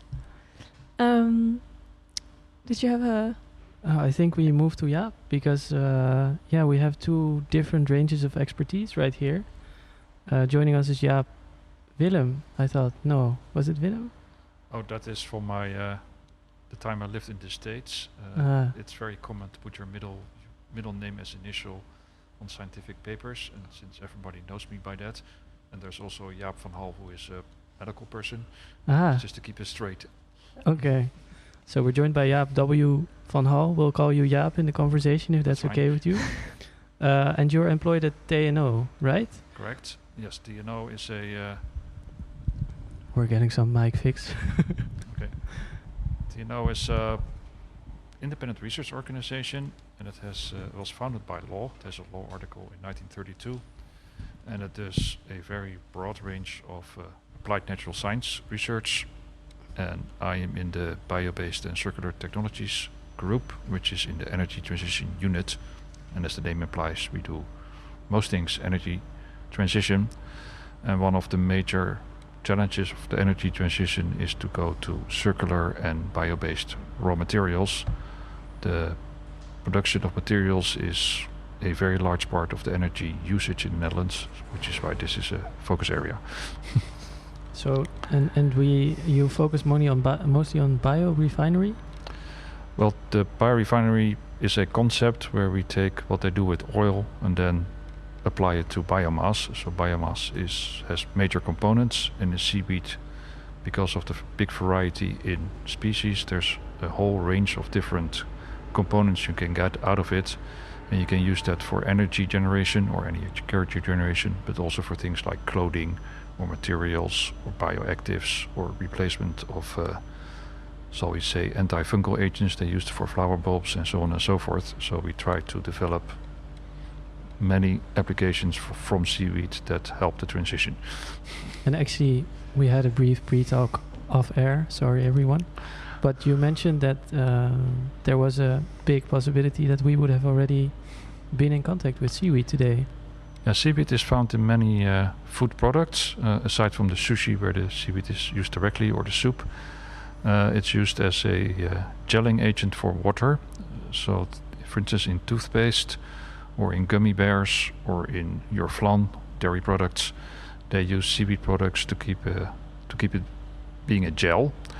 And if you look at the labels, which I do from a professional standpoint, if you see anything from E400 through E407 or alginate or carrageenan or agar-agar, those all come from seaweeds and have been used for a long time for it.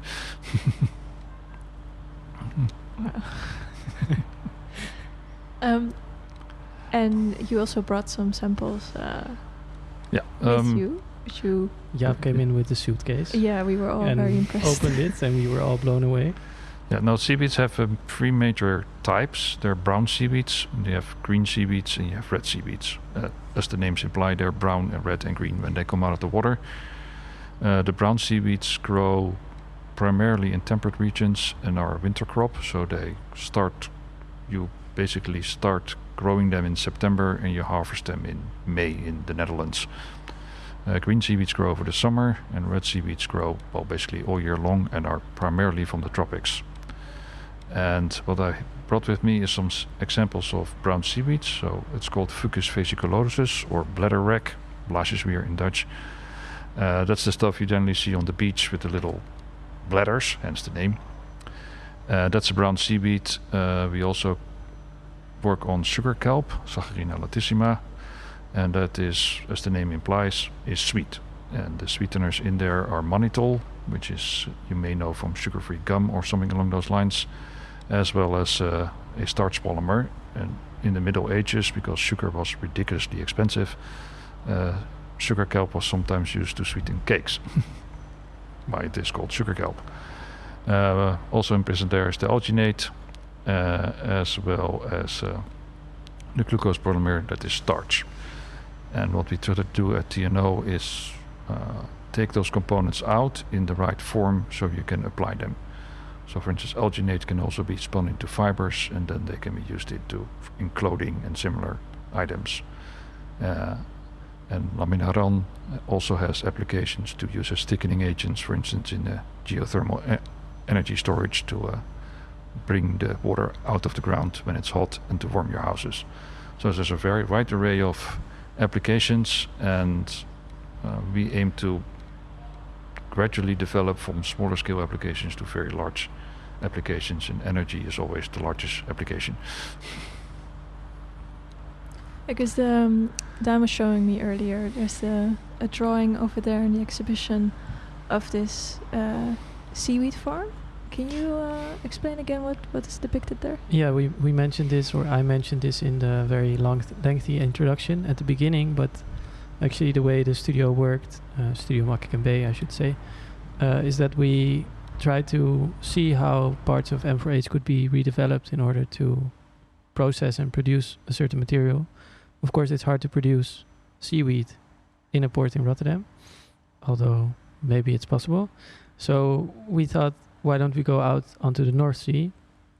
And then we stumbled upon a lot of scientific studies which study how you can grow seaweed in between windmills, seeing that there's also the possibility that a lot of windmills will be built into the North Sea.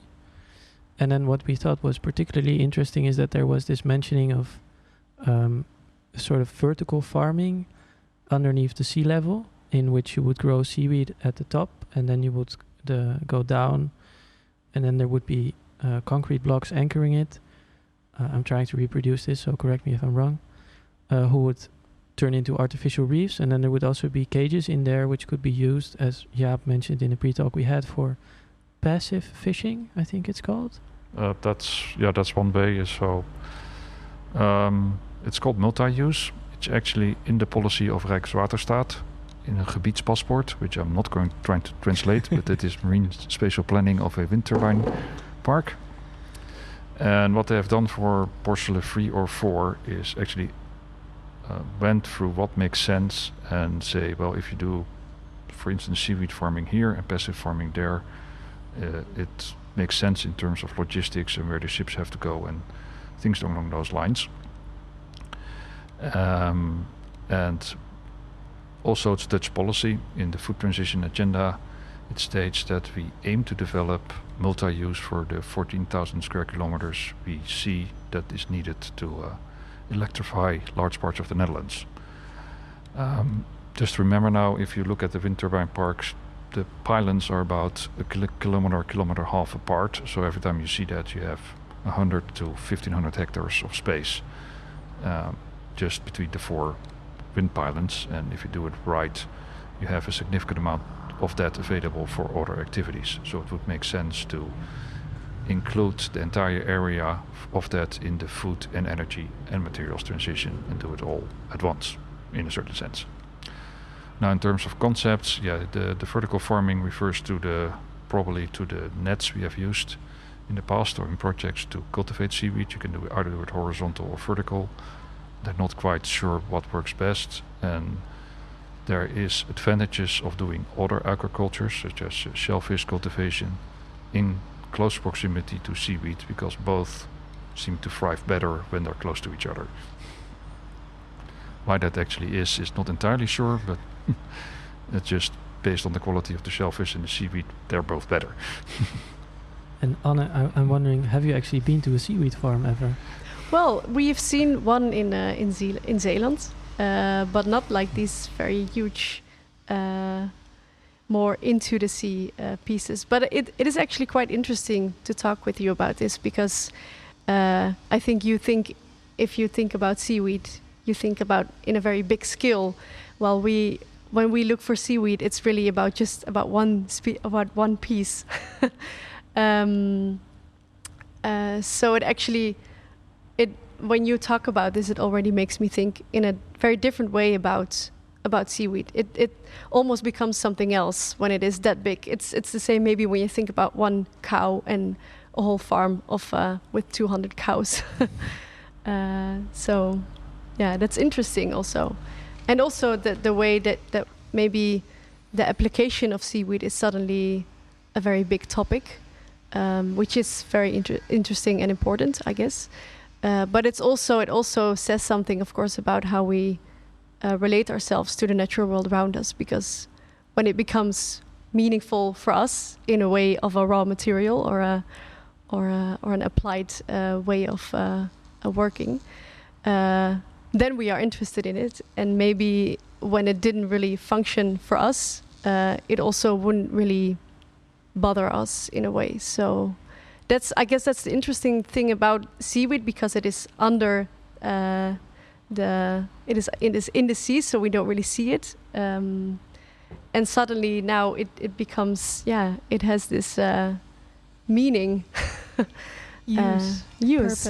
Purpose. Yeah, exactly. So how do you? Because it's interesting how you're sort of really concerned about the representation of such a thing, and almost giving it attention it deserves. And how do you then feel about purely looking at it from this sort of excavation? How do you say that?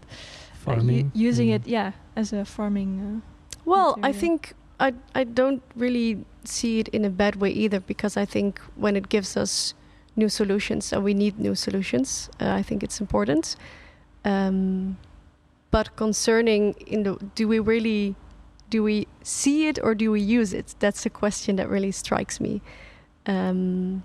And I think that counts for all the things we use around us. Do we see it or do we use it? I think in your case, Jaap, you see it because you're actually also. It's interesting that we look at it in a certain way from an artistic point of view, and you also really see it from an chemical scientific viewpoint. So that's you do think in molecules after a while, so yeah, you zoom in so much that you see the molecules maybe more than the actual algae. But if I can latch on to that, it does need a holistic view and an integrated system thinking to bring this to a sustainable solution. Yeah. So you can't just put seaweed in the sea and hope for the best. Shit. So we have. What we don't know is what is the carrying capacity of the North Sea. We just don't know. We don't know what the effect is on the ecosystem, good or bad, when you start to getting that scale. So what we envision is start with 10 hectares and work out how you measure things. Because at that stage, well, if you mess up 10 hectares, that won't be that big of a deal. And that's a negligible effect on the North Sea. But to measure things, you need to first have the right standards, which is what our marine and offshore people do at TNO, from how do you measure things. So for instance, what is noise pollution of the sea? How do you measure it? How do you standardize it? And how do you regulate it? It means that everybody has to measure it the same way and use the data in the same consistent manner. The same is true for nutrients. Seaweed is an extractive crop, so it will take nutrients out of the sea. Well, we have runoff from agriculture, so that's a good thing that gets extracted. But how far can you go? How do you measure that real time? And you know when you have reached the right point. So we're also aiming to determine methods to measure that and then understand what the effect is on the environment. Also, the North Sea at the moment is very cloudy because we took all the oysters out. The North Sea in 1875 was very clear. So seaweed will decrease this turbidity, and the anchors may increase the amount of shellfish, such as oysters, in the North Sea. But you do want to determine what is the effect, predict what is the effect, and keep it at the point where it's all sustainable overall. Maybe we should do a small disclaimer, because if you hear the occasional sawing or cutting or grinding noise in the background, we are in a workspace. There's people working quite close by, so if you hear that, don't be bothered. I was also wondering, is there already such a large scale? What is the largest scale farm currently? In Europe, I think 10 to 50 hectares. There's one in Norway, which is reasonable size. The really large farms are in China, but those are actively fertilized, so they just throw fertilizer in the water. What we see is that you have green algae plagues. So ulva, the sea lettuce, which grows in the summer, completely covers the sea, and other kelps are getting loose, so they end up on other islands on the beach and provide a lot of nuisance. So we don't think that actively fertilizing is really the way to go, and should be more sustainable. Also, the way it's practiced in Asia is exceedingly labor intensive by European standards. So we look at automation, remote monitoring, mechanization, and do that all in a sustainable, circular way. And does TNO run a farm also? No, we don't do plant production by policy. TNO does applied natural science researches. Everything that has to do with plants, animals, and the like is run in close collaboration and good collaboration with Wageningen. So we, for instance, build sensors, but what that actually means for the plants and the biodiversity, that we leave to people that understand that those work at Wageningen and Deltaris. So going back, system approach, you all need to do this together and not try to solve one little aspect of the thing, but look at it holistically and in a system view, so you take all aspects with the proper weight into the equation. Yeah, but what happens when it turns out that the seaweed can be used for a lot more, and even maybe for energy. Is this holistic view still an option? With in mind how we are as humans? Well, if you look at the transition as a whole, then there is no magical bullet. So solar panels or wind turbines or seaweed is never the only solution. So if you look at the whole package, biomass and seaweed can play an important role in both raw materials as well as energy. And if you understand what's happening, you can do it in such a way and set boundaries where it is still sustainable and overall has a positive effect. And now we have the chance to slowly build that up and measure it and develop the know-how that's needed to do that, rather than find out afterwards that no, this was way too far. And is there actually a goal, like a year set for when this should have happened? Well, there are two anchor points in the transition. One is 2030 and one is 2050. So by about 2030 we could start maybe the larger scale seaweed, and by 2050 we envision that it is part of the entire picture when the whole of the Netherlands is circular and bio-based and environmentally friendly or benign, and so on and so forth. So we need to do that all in parallel and in close collaboration to get there. Well, that's not my view, that is just the Paris Agreement that the Netherlands signed. And because we are there to help implement policies, that's how we frame our development work. And in terms of size, me and Kirsten both read an article which was, I think, published in 2019 about empowering the Netherlands through seaweed and the idea of biomass. Could you elaborate on that? Because there's an idea that seaweed could empower the Netherlands, right? If you mean by empower, power the Netherlands, as in sorry, to generate enough energy carriers to do that. Well, back in 2005 we took a step when we were still the Energy Research Center of the Netherlands from is seaweed large enough to actually be part of the energy picture of the Netherlands.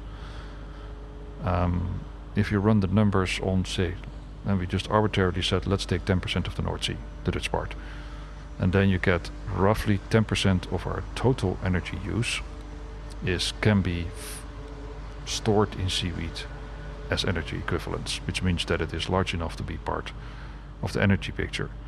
That completely ignores from can we actually grow that much seaweed in the North Sea. So current estimates are about 400 square kilometers, seems to be a reasonable number in terms of carrying capacity, but that is an extrapolation of a very, shall we say, rough model. It is very high over. So where does it go? We don't know yet. So that's why we start with 10 hectares and then 100 hectares and then 1,000. And we actually refine the model and refine the model and refine the model till we understand where this point is reached from. This is still sustainable and this is where we should end with seaweed cultivation. In terms of total raw material, that's a very large number, 400 square kilometers. That's lots of tons of seaweed. About 2.5 million metric tons, dry matter basis.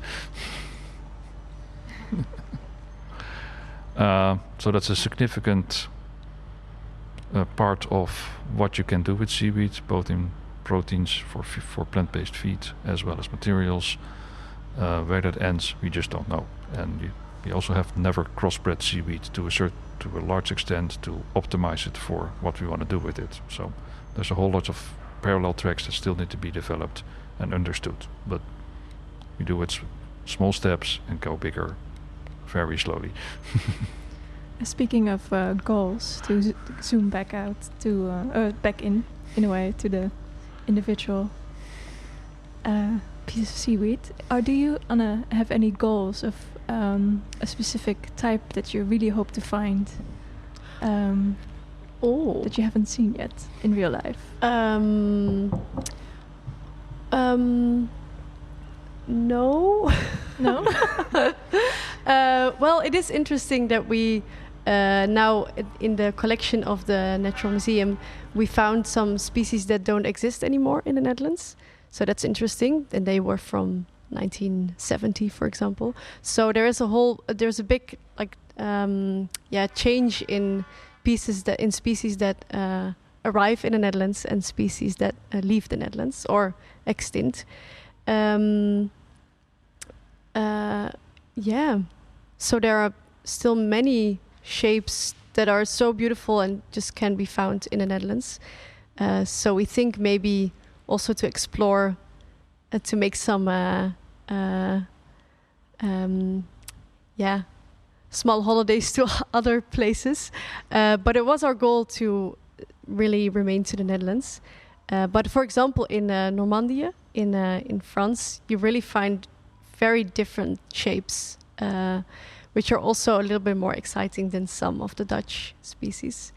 And for example, also in Japan, they have so much different shapes because it's an island, and the Netherlands, we don't really have a history in algae, because it's only since we start putting like the wave breakers in the at the coastlines, we started having concrete surfaces, and on there they grow. They like to grow. So it's also actually quite new. We don't really have. It's not that much in our culture to deal with algae. That's right. Is it? Almost. Almost. Where I live, which is in the north part of North Holland, you have what's called seaweed barns. It was either used as insulation for the houses. I saw this once. And they dried it there. The one I saw was from the 20s, 30s when they did that, and it stopped, and now it's being rediscovered. So if you open houses along the coast, actually it's true from the entire European coast before 1900s, chances are sometimes you just find the seaweed as insulation material. But that's not like if you read, for instance, Ayers folklore or Normandy folklore, there's endless pages of references to seaweed, to eating it, recipes, using it. It was burned for potassium, for the fertilizer. It was used as raw material for glass on islands, because it was hard to get the raw materials, so on and so forth. So it's in there, the history. I haven't seen many references to Dutch history, but some are there. I was also wondering, is there, because this was very funny also in the brief pre-talk we had, there was a short talk between Anne and Jaap, where they both were like, so I'm not really an expert, you're the expert, and Jaap was like, well, maybe you're more of an expert, because we have someone who's trained, well, let's say photography arts, and Jaap immediately said, I'm a scientist and I'm a chemist, if I translate this correctly. So I said I'm a chemist, I'm not a biologist. So we miss out on a biologist at the table, sadly enough. But I was wondering, what kind of species is it that the seaweed cultivation is now focusing on? Currently it's focused on sugar kelp, primarily because it grows very fast and they have a lot of experience with it, and it's a rather robust species. And from what I understand from the plant biology, other species are much harder, because the sexual cycle is 1 year for the males and 2 years for the females, or the other way around. I can never keep it straight. And under microscope they look exactly the same, the male and the female part plants, or they're not plants, the algae. So it's really, really difficult to sexually reproduce seaweeds and improve them. Sugar kelp is dirt easy. You just get them out of the water at the right season and they produce spores and they just grow relatively. So that's what they focused on, to understand and to build the credibility. And done right, it can also, it's a very nice raw material. It's also called Atlantic kombu. That's the marketing name. I read that, yes. Then it certainly has a lot more cachet than the Latin name. And if you want to try it, you can boil it, and it has this bright green color of the seaweed salad you can buy at the grocery store. It's But But isn't I thought sugar kelp was also an invasive species? Or That's is it not in the Netherlands. The Undaria pinniferata, so the wakame, that's an invasive species. That's a tricky subject. Oh, I wonder if we have the wakame in the book. We have the ulva. And that's, I guess, also that's also one you you work with, I guess. We have worked with ulva. Yes, it's right here. It's a really big bag of ulva that was cultivated by the Royal Institute of the Netherlands. Okay, no, the wakame was brought from Asia, probably with a ship. It's still considered an invasive species, but I can assure you, at least that's what the seaweed farmers assure me, if you hang a rope near Zeeland in the water, and you wait 6 months, it will grow by itself. Yeah, exactly. Yeah, because this is also farming seaweed actually is more difficult than people think, right? Because it's a passive way of farming, I guess, in a sense. Well, what we've worked on in projects is to figure out how to get predictability. So there are companies and institutes developing spores or the little seaweed plants, so you understand upfront what quality you get. So you cultivate them and you have a whole, shall we say, lot of spores that will most likely give you the right quality seaweed. However, understanding the nutrient fluxes, the temperature, the light and the flow and whatever else, and predict now my seaweed will have this quality, that doesn't exist yet. So that's what we're also trying to work on in the future. Be able to predict the quality of the seaweed for a certain location, for a certain time in the season.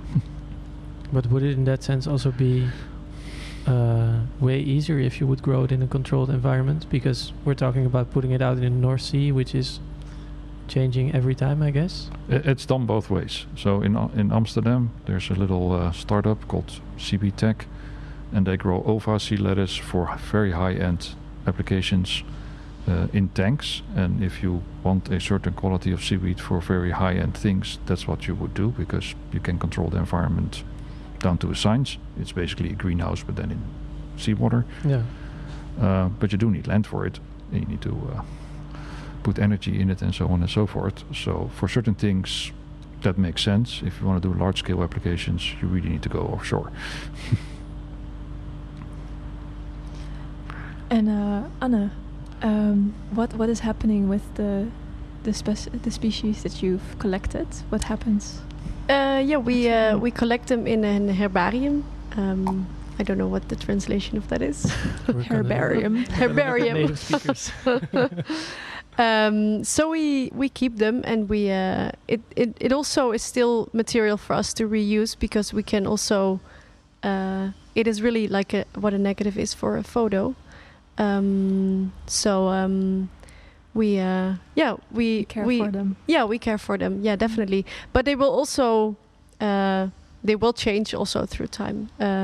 They will get more vulnerable when they are, because we dry them on a very thin glass plate, and they will get vulnerable after a time. So I guess in 10 years there won't be, 10 years, maybe 20 or 30 years, they will change.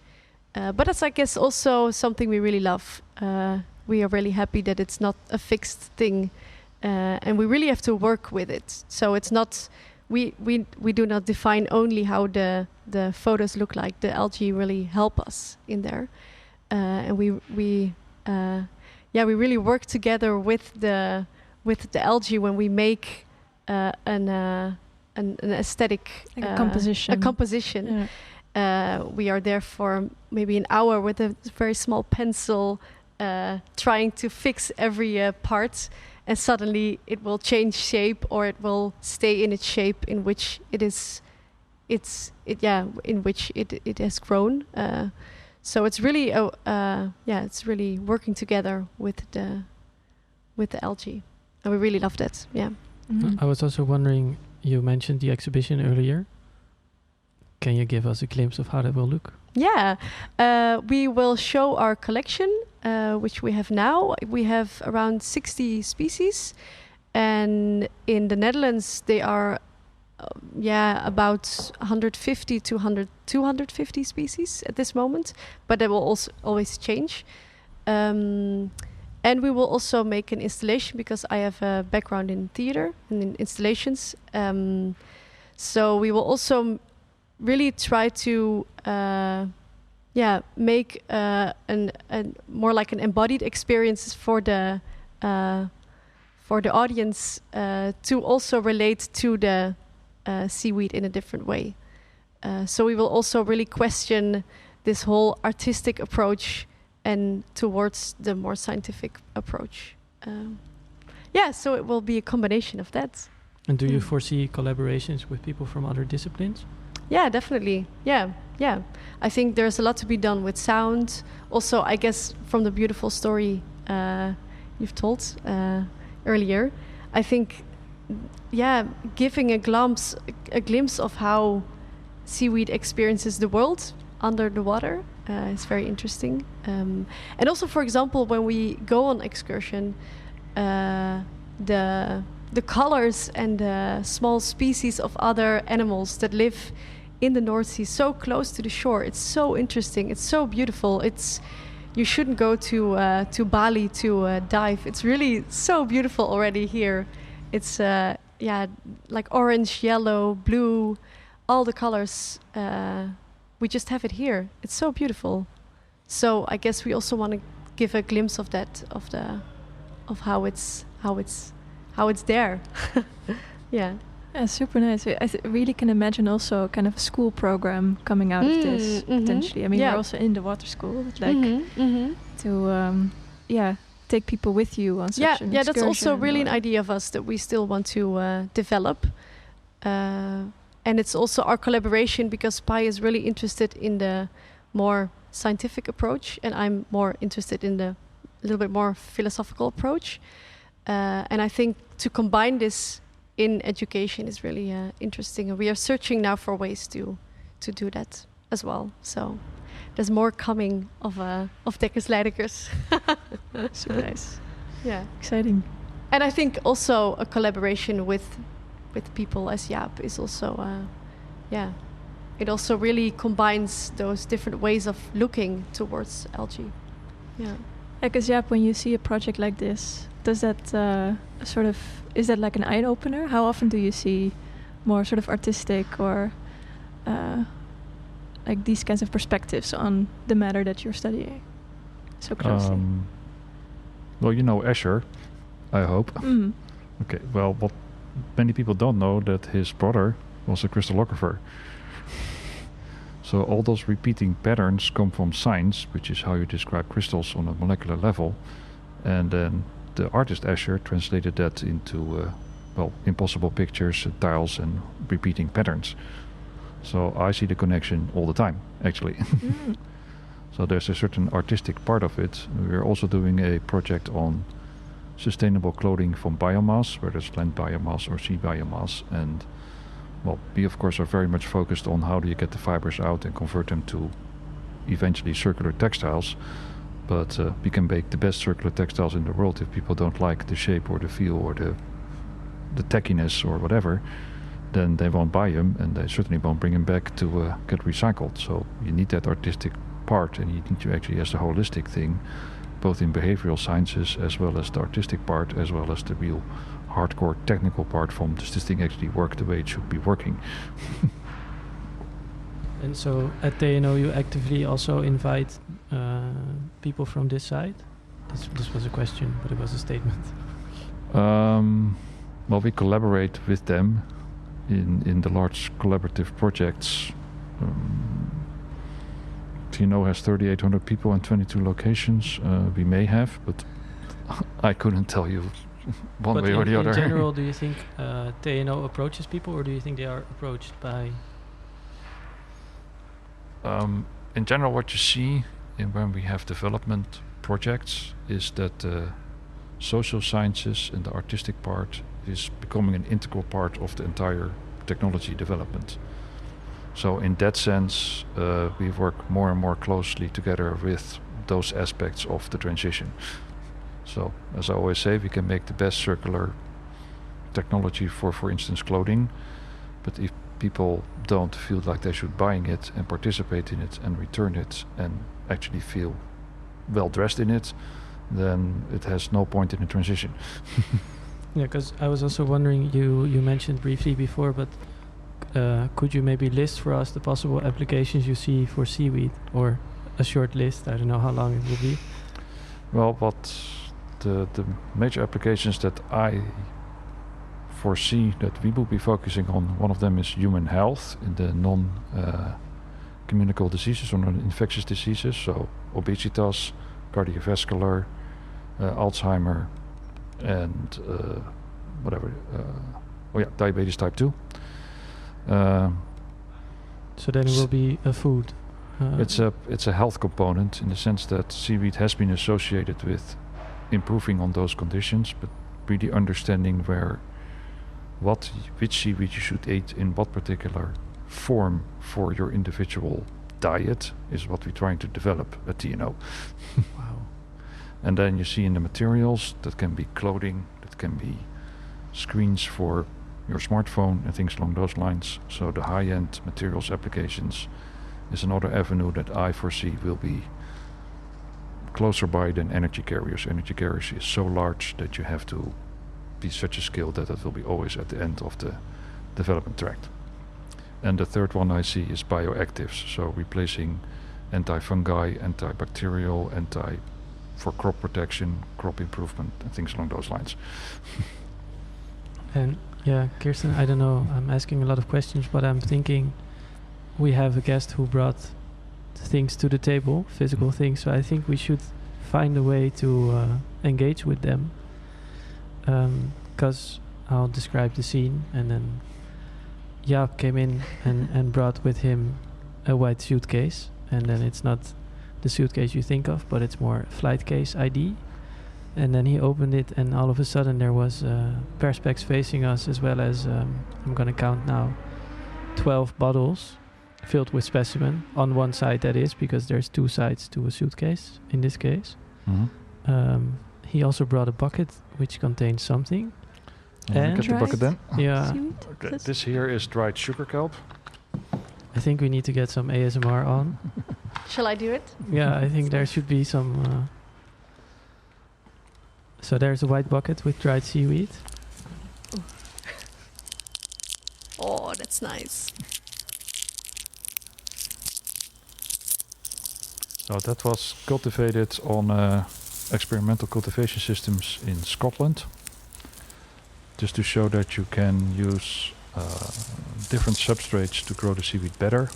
So in your story you talked about putting the seeds on the textile or on the ropes, one of the two. On the ropes. Somebody did. What we've done here is taking a specially developed textile for seaweed, where the partner, SAMS in this case, Scottish Association of Marine Science, took the little seaweed plants and put them in a biologically degradable binder and spray painted them on the special textile to put them in the sea and grow them. I'm trying to visually imagine this. Well, you have those spray painting things that you see in the commercials where you can spray paint your wall, yeah, and it's a lot faster than rolling. Well, they use one of those to take that binder solution with the little seaweed plants and just sprayed it onto the textiles. So to put the little plants on there, that's called direct seeding. Okay. And then you put it straight into the water and it starts growing. Life can be so easy. Well, it isn't, but and the reason was that we had a textile company in the consortium, and they're used to dyeing and coloring textiles a certain way, so they really wanted to be adaptable to the machinery, so they could now, as opposed to put colors on textiles, they can now put seaweed on textiles. Shall we just move to another object? I think the bag, which is lying here in front of me, we briefly heard it also before, but... Yeah, this is sea lettuce that grows also in Zeeland in the summer. It's a floating seaweed. Most seaweeds are benthic, or have attached to something, which is why they need a hard substrate, where you don't see them on sand. But this one is a floating one. Is it the ova? Ova, yeah, ova. Yeah, ova, ova something. Ova is notoriously difficult to identify. because depending on the conditions, it completely changes shape. So you can have 10 specimens of the exact same species and they look completely different. Which is why we just call them ova without trying to figure out which one it is. It's a summer crop. It grows really, really fast, and it has cellulose fibers in it. It has bioactives in it, and has somewhat protein in it. Depending on how you grow, it can be high or it can be low. And that, ovan is very bioactive and is associated with all kinds of medical applications. But just because it works in a mouse doesn't mean you can use it in humans. The suitcase. Oh, Ben has a question. It's really nice to see all these things, and it's a question directed at both of you, but also something based on something that Anna said, because you said earlier there's a difference between seeing and using, and we're seeing all these great things now, and I'm wondering, in your work you have you focus on seeing a lot, and I'm wondering why you find that important. And also for Jaap, because I mean you're showing us all these, you're both showing us things, and why and I think it's important in this exhibition. Part of the water school is in like seeing and rather than using, but I'm just curious about why you think it's important. I think I think using is fine in a way, but it comes together with seeing. I guess it also, maybe respect isn't really the right word, although I think it is important. It is actually very important to respect but maybe more in a sense that, I think it's very interesting that it is something that it's so much different from us, and it has such a different way of being. And I think therefore our curiosity to what it is, maybe it's more to do with curiosity. And I think a day in the from the point of view from seaweed is so much different than we see the world. So I think we can learn a lot from it. I guess that's more the whole thing. And also if we can make it happen for just humans to be interested in something that may look quite boring, like seaweed, that's just also like maybe a thought experiment, more in a way. Yeah. It's your turn, Jaap, I think. Yeah. Now what I found, because I get asked to talk about seaweed a lot for some reason, is that the story is for your audience, and it doesn't really matter which audience it is far more tangible when they can actually hold things, see things, understand what's used for, and so on and so forth. So every time I pass this around, they just understand better, and it's tangible. When you can stand there and talk to a screen for 30 minutes, or you can actually walk around to your audience and give them the things and let them touch and feel it. And the latter seems to be far more effective, and they're far more engaged than if I talk to half an hour to a screen, which I also do. But this just works better when you're actually in the lab and you show the things, and now this goes in this machine, and now this comes out, and now we make this from it, and so on and so forth.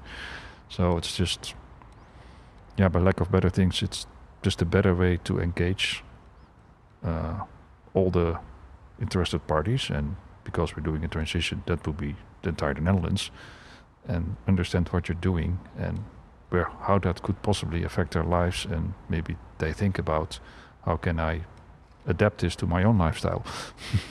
It's also maybe interesting that I have this bucket of dried seaweed next to me that made that crispy sound, but also the smell that comes from it. It's also it does something extra to your idea of where this comes from. It really is kind of an alien thing. So I guess that's also important for you, Jaap, that also not only the sight or the touch, but also the smell. I really like it's, that's also. Yeah, but smell, nice. If you've worked in a lab, it smells like a warning thing. So two things happen if you work in a lab. You're either really, really sensitive to it, and you smell everything that comes into the room, And I can smell a person is coming in before I see them, because especially when they wear perfume, I smell it right away, meters away. So yeah, for me, smells more something like identify what I'm doing with, but for other people, it has completely different associations. I do think it's interesting, Jaap, that you mentioned how it's important to see and to have people engage the tangibility of seaweed and things in general. I do think it's interesting to see that. I think the suitcase was divided into two parts, as we mentioned earlier, but I think one of them was about the applications of seaweed in a way, right? Because I noticed a tiny package of agar-agar being in there and these kind of things. But I think this one, which I'm looking at, but I'm not really... It's more of the components, right? Which you can take out.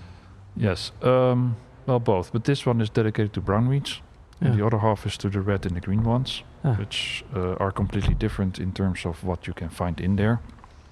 The molecules are just different, and well, I could elaborate on that, but it is just to show from this red seaweed here, and if you go to the toko or get candy at the store, these are the things where you might find seaweed. And it's just to show people from it's in your daily life. You see it all over if you are being made aware where it's in. And because, well, that happens to be my profession, but it's just to show people from this is where it's in, and this is where you can see it, and this is how it's already in your life. This is just the day-to-day examples. Once we actually have other things made out of seaweed, we also put them in the case. And we have done that with, for instance, from straw we made building components, so we actually have a multiplex or plywood example that was made from a bio-based component as opposed to a fossil component, and we take it with us too. I think this is also interesting in terms of what you said, Anna, earlier, that I think there's loads of materials around us which we don't see, like seaweed. We don't see how they grow, we don't see, but we also don't see how they're processed. And I thought this was also me and Kirsten when Jaap said, "You've touched seaweed today." We were like, Did we? Did we not? Did we not? And I think this is also a large part of it, that the ability to read into certain materials is lacking, I think, in the world in general. But I think also in this aspect, maybe products could be more transparent in saying, this is inside of me and I'm made of this. And then also I think that, I wanted to introduce another word. I want to introduce valuing, in the sense of respect, that we can value seaweed more in that sense also. Because I knew about agar-agar and these kind of things. But then toothpaste was like, huh? So, I thought that was also very interesting. That's maybe an extra mention, that we really don't make the book to value seaweed more to become like, it is about valuing, but not for a purpose for being used. So that's maybe a big difference from how you bring your bucket of algae with you to make it more tangible. And for us, it's not for the purpose of being a raw material for humans. So that's really a big difference. Yeah, I think it's financial value, and maybe you could say social value or societal value. Yeah, societal value. Yeah. So, anyway, but to go back to your artistic. So, if you ever are in Copenhagen, at the city hall, the entire tile decoration there is all different types of seaweed. And the 2006. I keep it in mind. Well, there's something called the International Seaweed Symposium, which is every 3 years. Well, prior to COVID. So when it was in Copenhagen in 2016, they actually had the reception in that hall for that particular reason. And you got a tour from this is this seaweed, this is this seaweed, and the towels from this age and the towels from this age. And they were drawings on the tiles, I guess. Yeah, they're baked into the tiles. They're part of the pattern. Oh, wow. That's the last tip. I think we need to round up. I think it's very nice to hear more about the science in like researching the functions of seaweed, but also really to see just the beauty of it and to value it as a thing in itself, not in an instrumental way. Yeah. So it's really a nice combination to have you both here. So thank you so much for being here, for talking to us. A pleasure. It was fun to do. Yes, Yeah, thank you. We do have a closing question. Oh, do we? Okay, Yeah, sorry. I think I'll be the good times, bad times now, because we are interested in the mundane and what was it? Another word. But I was just wondering. Let's just say, well, Jaap mentioned 2050. Let's hope we'll all be around still. But you, maybe we start with you, Jaap. You wake up and you do your daily routine. Can you maybe elaborate on where you think you will encounter seaweed? In Or LJ. In 2050. Yeah. Well, for instance, my dining table could be from seaweed, and part of my clothing could be from seaweed, and part of the diet would be from seaweed, and maybe the insulation material of the new house would be from seaweed, and the paint on the wall could be from seaweed. And then if you tell someone you've touched seaweed this morning, they'll be like, yeah, duh. So, but yeah, those are just things we're working on right now, and well, research and development, it is you try 100 things and maybe one or two in the end will actually be implemented, so we're par for the game on that. So if any of the things we were thinking of gets implemented, it's really great. Most likely it's not something I mentioned today, but it will be from seaweed. It's over to you, Anne. I don't know if you can top this though, but Everything. Well, I hope to still see a diversity of seaweed in the sea, in the actual sea. But also maybe a little bit in my house. Not everywhere, but on some things, in some things. Yeah, that will be nice. My table, yeah. On my wall as a cyanotype. Yeah, I also heard there are now shoes made out of seaweed. So that's also kind of cool. That It's I nice haven't to seen. wear to your and I opening. do Yeah. Yeah, maybe we'll Oh have yeah, no, some that's true. That's tourism it's going. it's Sorry. in the lichtkogel. There's actually the designer from the TU Eindhoven that produced some shoes from seaweed. Yeah, yeah. No, I was editor of that. I forgot about it. Sorry. Yeah, no, she's in there. Yeah, I was thinking that maybe there will be some tourism going to the places that you've... instead of going to Bali, they'll come there. But hopefully Yeah. it doesn't ruin it. Will be well, so nice because we didn't really dive into the North Sea, but I guess that will also be a next step to go a little bit deeper. Yeah. Could be, but I've been told that the boat tour near Neeltje Jans now actually includes a stop at a seaweed farm. I think we've been there as Studio Makkink Bey, to be honest. Mm. Yeah, So we're many closing things off. to do. Yeah, Maybe we should make a list and put it somewhere on the website of Yeah, things to that's do nice. relating to seaweed. Well, thanks again so much. Yeah, thank you. It was Thank really you. interesting. My And- pleasure. I think we're now gonna... Are we gonna have a poem by Jurgen? yeah. Is I'm Jurgen wondering, still- is there going to be a poem from Did the he fall garden by asleep? Jurgen? He's in his chair over there.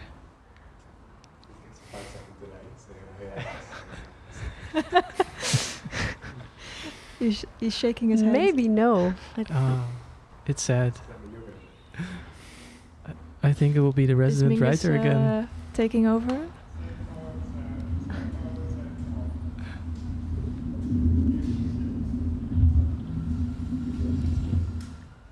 I didn't hear what he was saying, so I think you should do it, or Mingus should do it. Put your different hat on.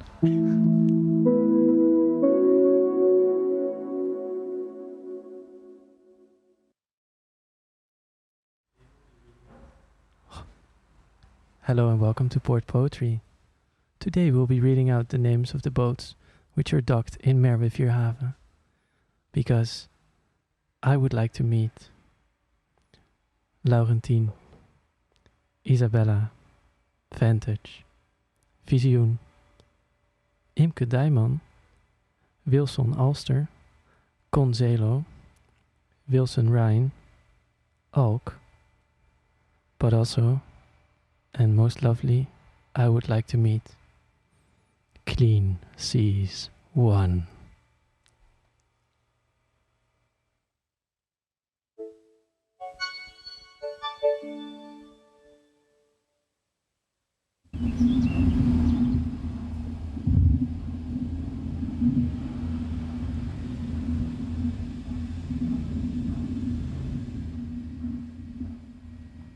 So, thank you, Mingus, for this beautiful excerpt of port poetry. I just wanted to reach out to you all as Daan Veerman. I wanted to thank Good Times, Bad Times for being with us here today. I wanted to thank Anne Leijdekkers and Jaap W. van Hal. We still didn't get to that second name.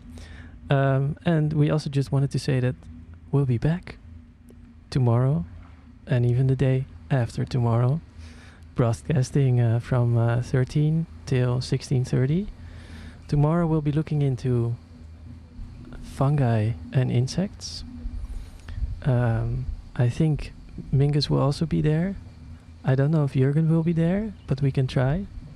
There will be water reports, and there will be more commercials for great work by artists and designers. Thank you, Daan, also. See you tomorrow.